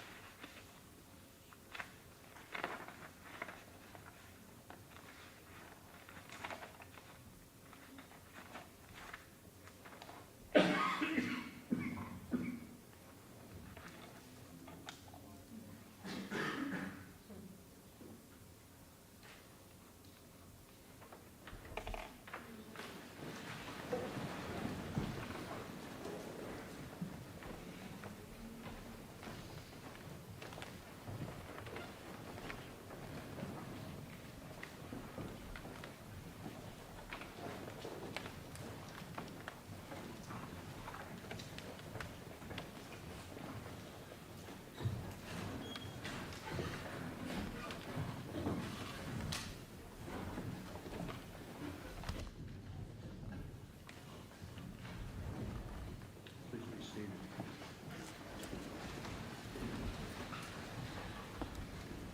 All right, ladies and gentlemen, I hope you enjoyed your lunch recess. The state, I believe, had concluded its direct examination of Brian White, and it was now the opportunity for the defense to cross-examine that witness. However, I believe there's a stipulation that counsel has agreed to place on the record, correct? Yes, Your Honor, thank you. The parties would agree and stipulate State's Exhibits SS2 through SS9, which are the items of evidence that were collected from 260 Peterson Road during the June 14th, June 15th, 2017 searches, were not submitted to the lab for further testing. On behalf of the defense, That is correct. the jury is instructed that the jury is to accept that stipulation to be established as fact, as fully as if it had been established through evidence here in the courtroom. Now, does the defense wish to cross-examine Lieutenant Brian White? We have no questions. So, does the state wish to call another witness? Yes, Your Honor. Your Honor, the state would recall Ms. Eveslage to the stand.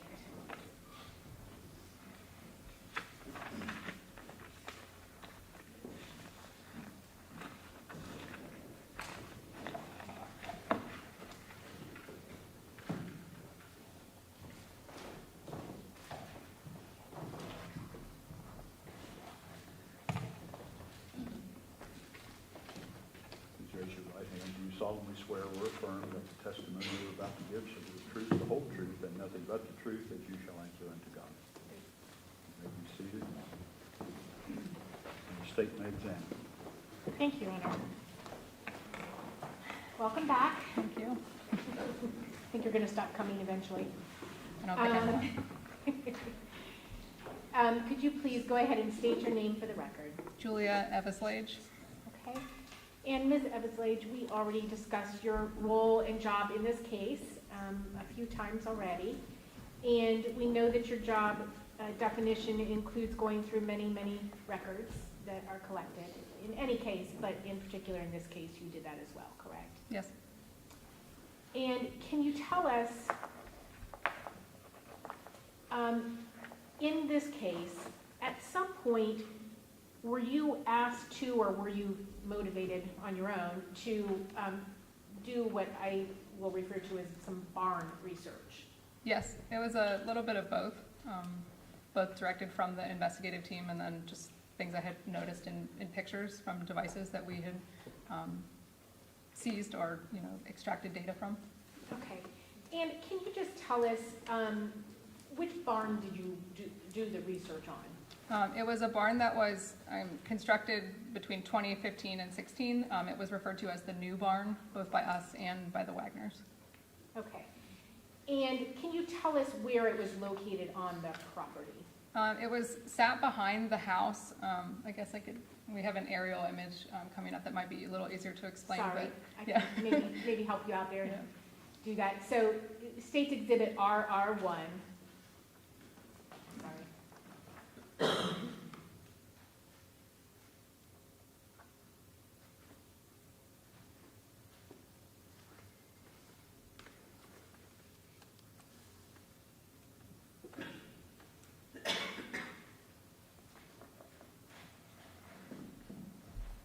Okay, and go ahead and, I don't know if the pointer's still up there.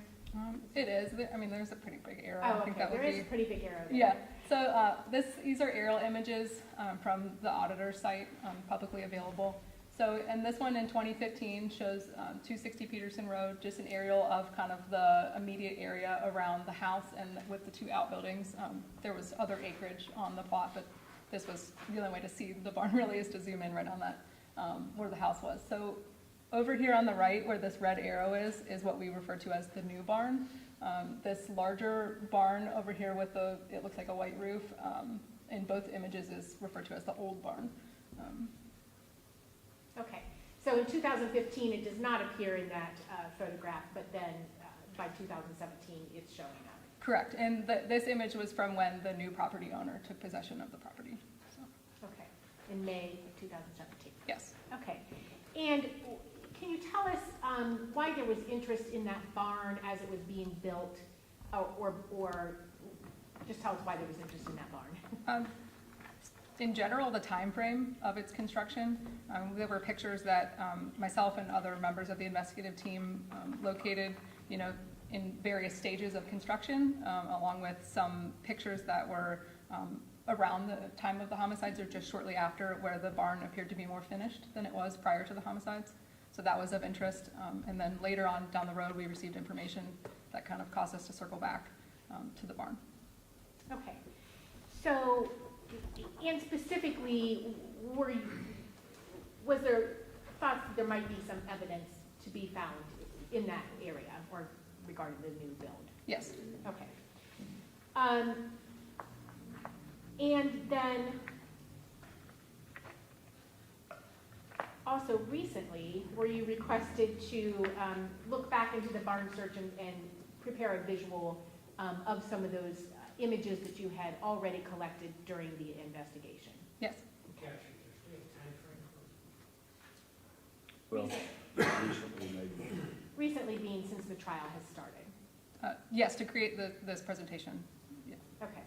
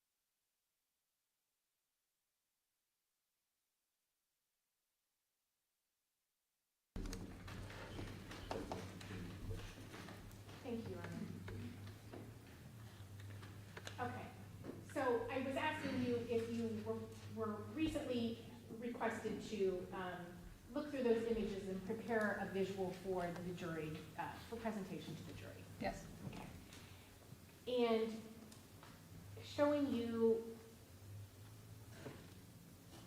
what's been marked as State's Exhibit RR2.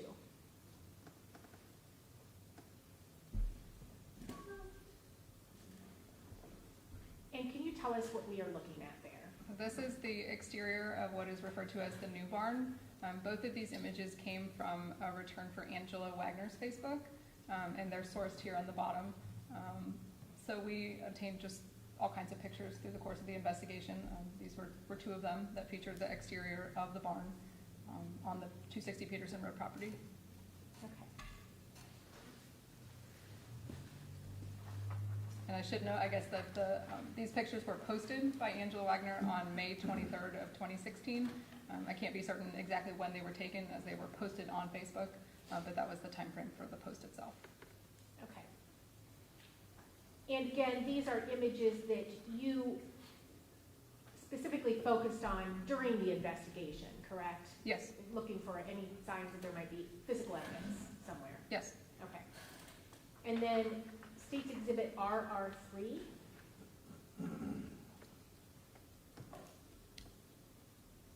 This is a screenshot of a post and then a image from the post itself. It's from Defiance Farms Facebook page. It was a Facebook page known to be used by Angela Wagner, and it features pictures of the inside of the barn, and it was posted on June 3rd of 2016.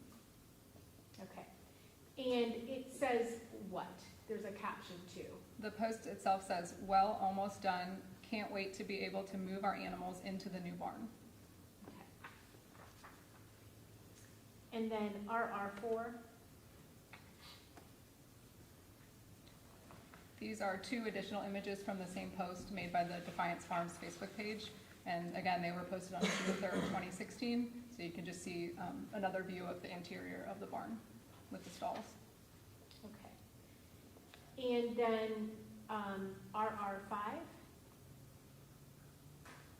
This is another interior view of what was referred to as the new barn. This one came from Jake Wagner's iPhone that we've discussed.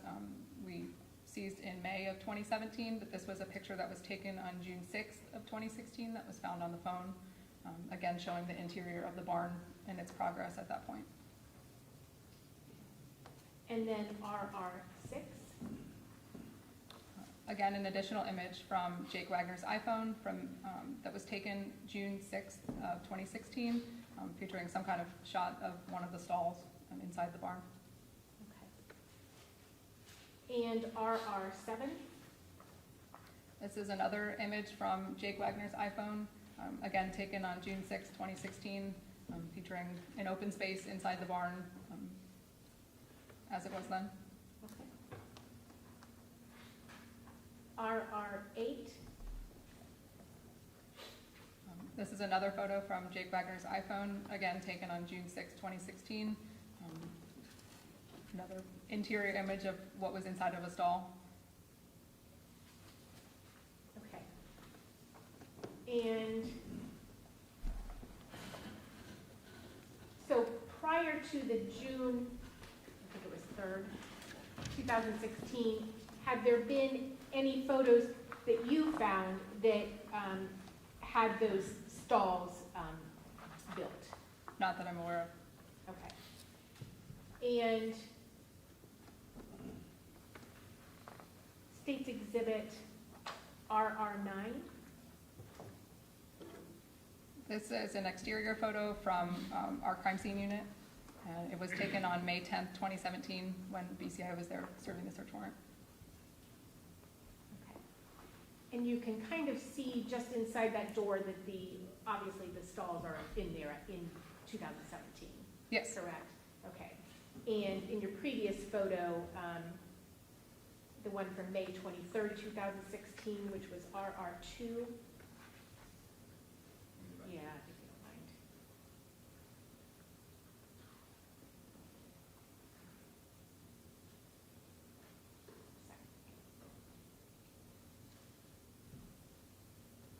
Guess particular, the one on the right kind of shows that same angle, and you can see that it's not clear for me to see from here, because I think it's kind of darkened out, but on your screen, are you able to tell that those stalls are not in there at that point? The door, there's like a half door that appears to have been closed when that picture was taken, so I can't exactly be sure. But there was some sort of half door that did open on that side.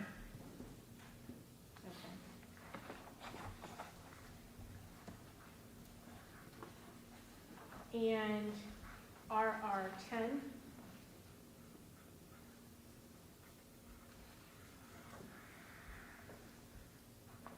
This was an interior picture, again, taken by our crime scene unit on May 10th, 2017, when we were serving the search warrant.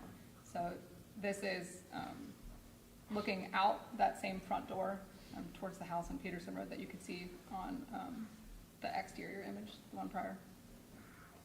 Okay, and RR11?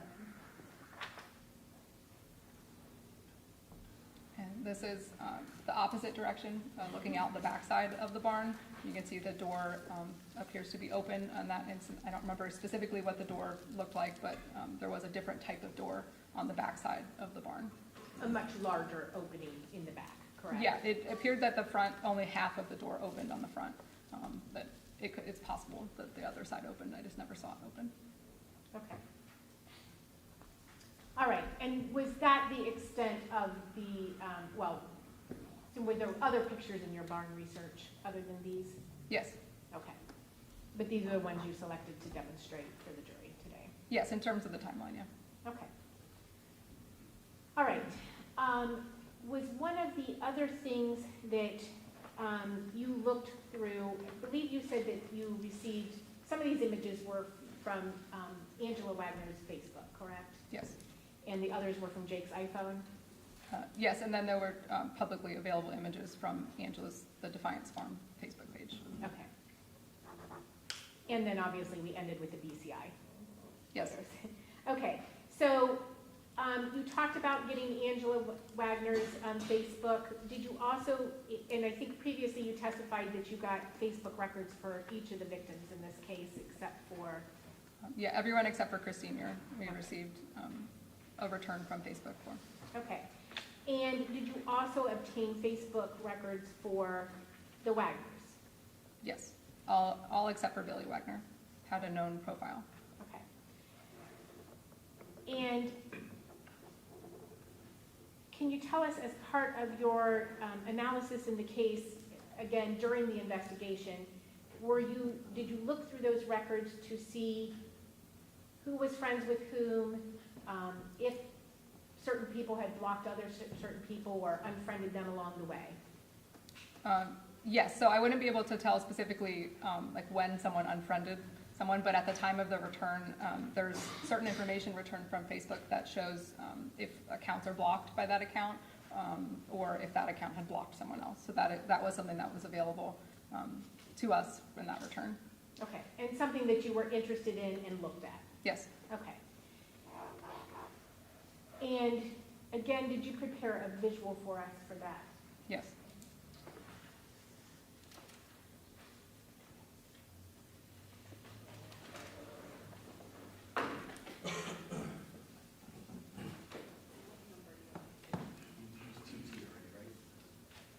Well, I haven't yet.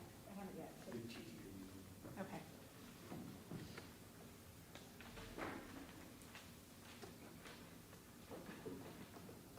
I'm going to show you TT1.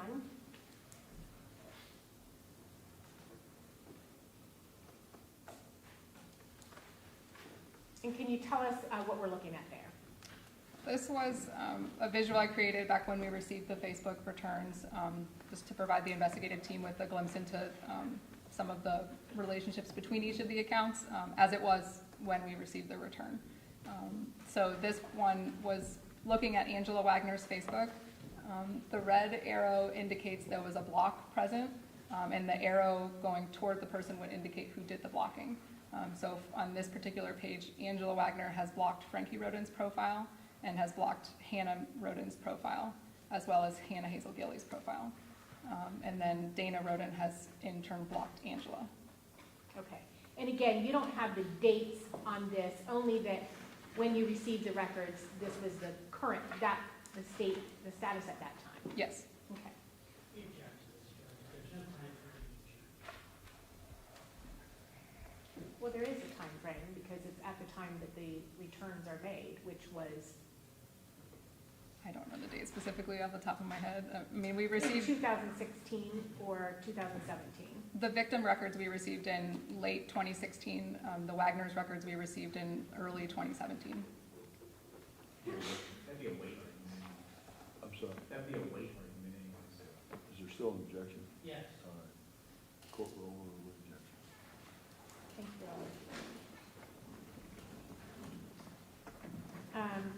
TT2.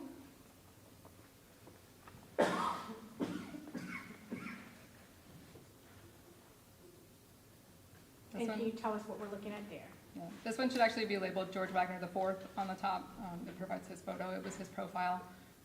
From his return, it was determined that he had blocked Frankie Rhoden's profile, Tabitha Clater or Wagner's profile, Hannah Rhoden's profile, and Chris Rhoden Jr.'s profile. Stand the objection. Overrule.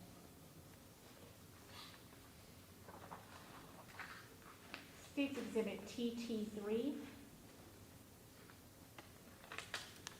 As part of our search warrant, we had also received known profile information for Tabitha's profile. She had multiple accounts that were relevant to the investigation.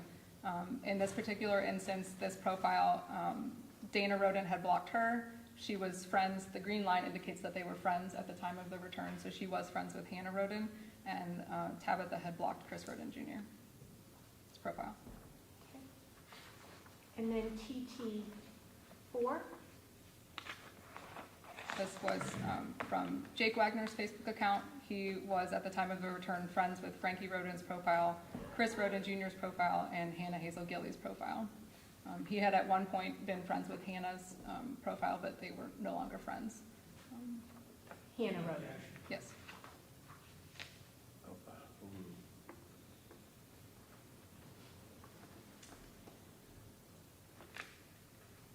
State's Exhibit TT5.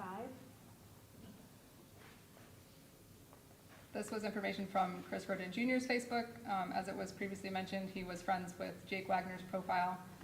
George Wagner had blocked him, and Tabitha Wagner had, on one of her profiles, blocked Chris Rhoden Jr., and he was not friends with Angela Wagner at the time. Same objection. TT6. Looking at Frankie Rhoden's profile specifically, as previously mentioned, George Wagner IV's profile and Angela Wagner's profile had both blocked Frankie's, and he was presently friends with Jake Wagner's at the time of the return. Same objection. TT7. Focusing from Dana Rhoden's Facebook, she had blocked Angela Wagner, as previously mentioned, and she had also blocked Tabitha Wagner's Facebook, as it was named there. She was not friends at the time with George or Jake Wagner. Same objection. TT8. Focusing on Hannah Rhoden's Facebook, as previously mentioned, she was not currently friends with Jake Wagner. From prior posts or messaging, they were at one point friends, but they weren't at the time of the return. She had blocked George Wagner's profile, and Angela had blocked Hannah Rhoden's. There was an assortment of relationships between Tabitha's profiles, as there were a number of them, but Hannah Rhoden and Tabitha's most recent account were friends at the time of the return. Same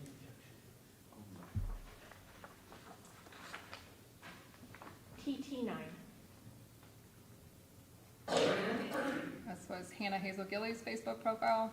Again, friends with Jake Wagner and friends with Tabby, the Tabby Breach Facebook account, and Angela Wagner had blocked her. She was not friends with the George Wagner profile. Same objection. Okay. And is that the extent of the blocking and friend status that you had captured or looked at in this case. Yes. Okay.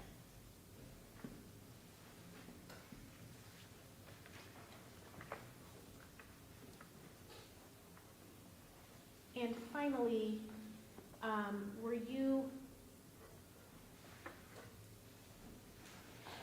during the investigation, was there some interest in the fact that Jake and George and Billy had gotten tattoos approximately a month and a half after the homicides? Objection. Yes.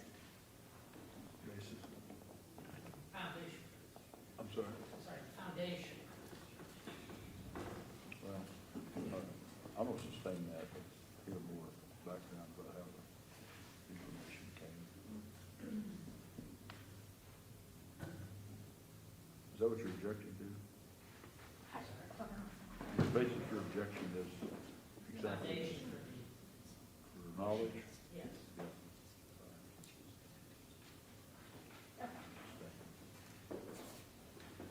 Ms. Everslade, at some point were you asked to look at the various images and text messages and devices and such to ascertain whether there had been any change in tattoos from before to after the homicides? Yes.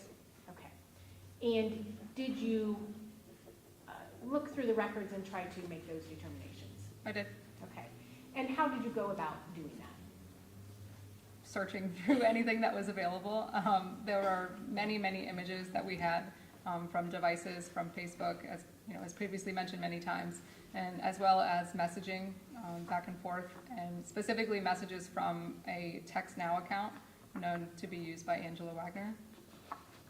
So looking further into those messages revealed a couple conversations in particular that were about a tattoo appointment. Or a group of them going to the tattoo appointment together. Okay. So, are you doing that? Okay. Okay. UU1.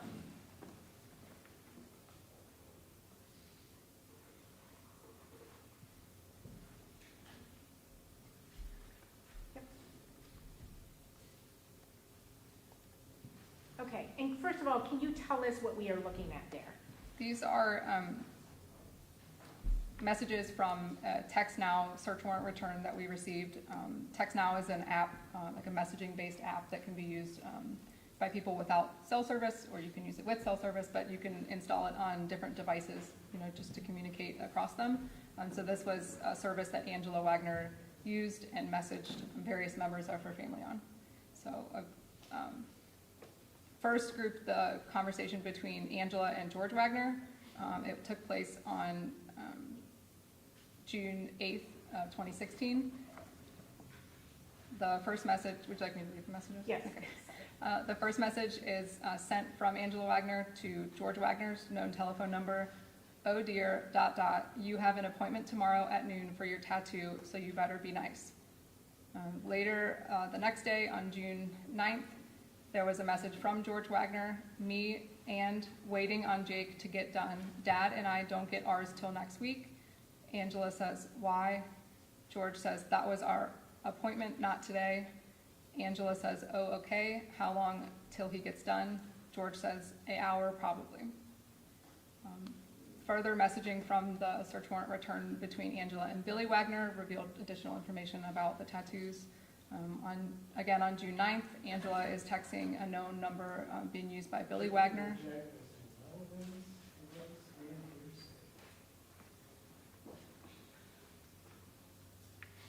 But,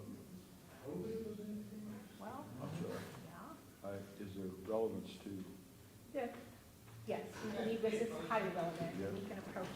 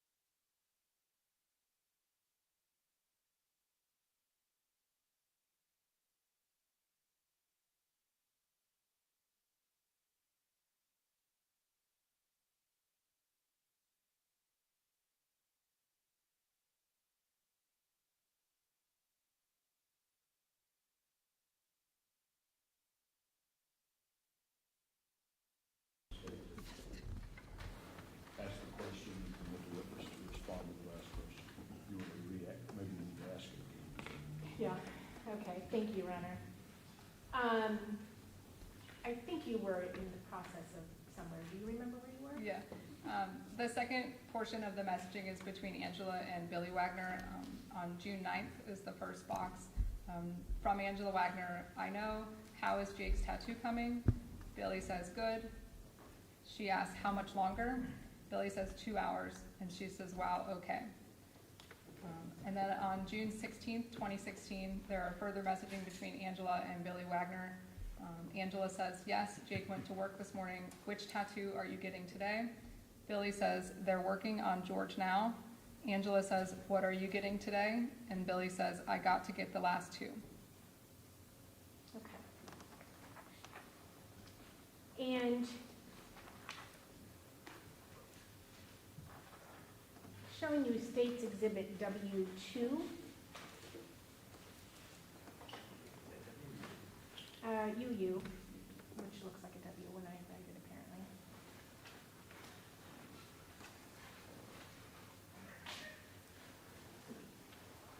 And can you tell us what this is?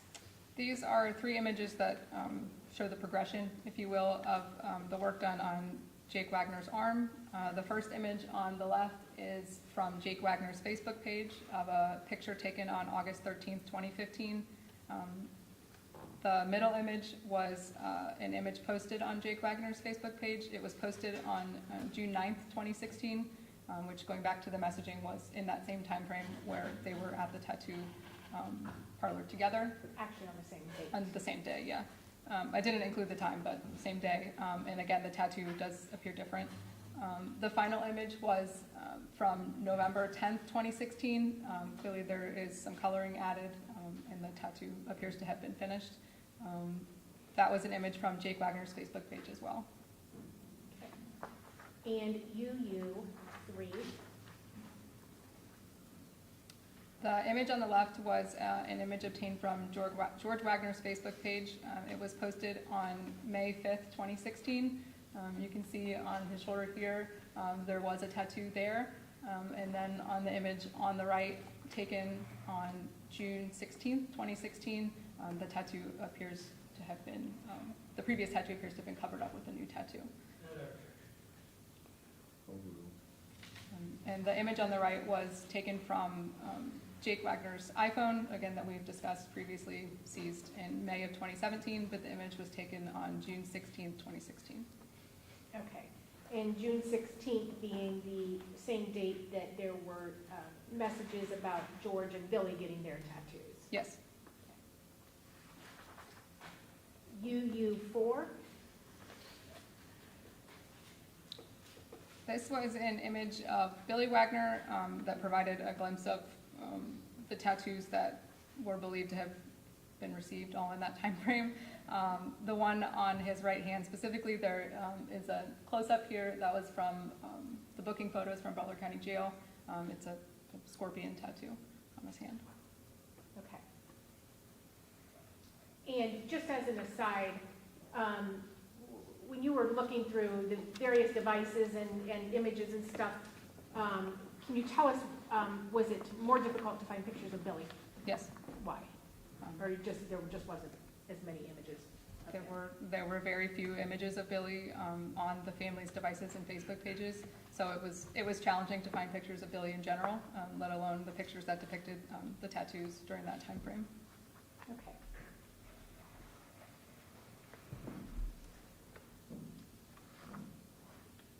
And again, was this all information that you looked at during the investigation of this case, and is this information you shared with the investigators? Yes. Okay. I have no other questions of this witness today. Defense may cross-examine.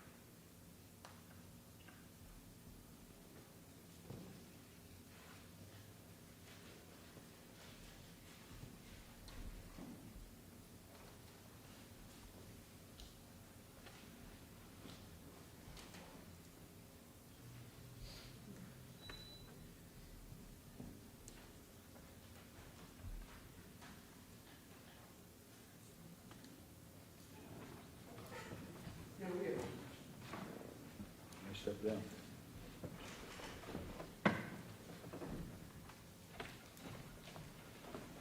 The statement calls next witness.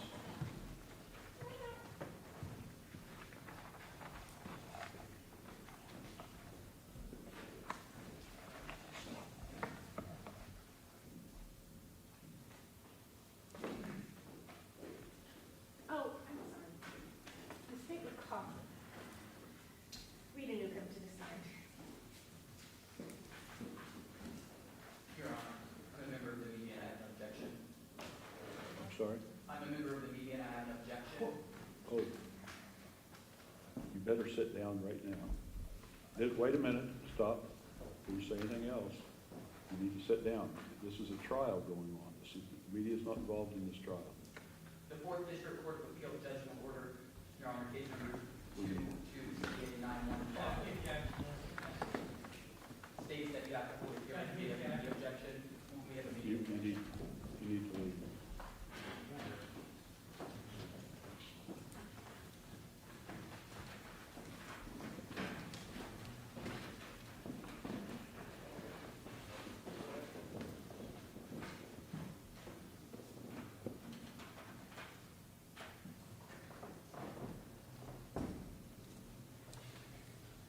Statement calls next witness. Thank you, Your Honor. The state would call Ms. Rita Newcomb.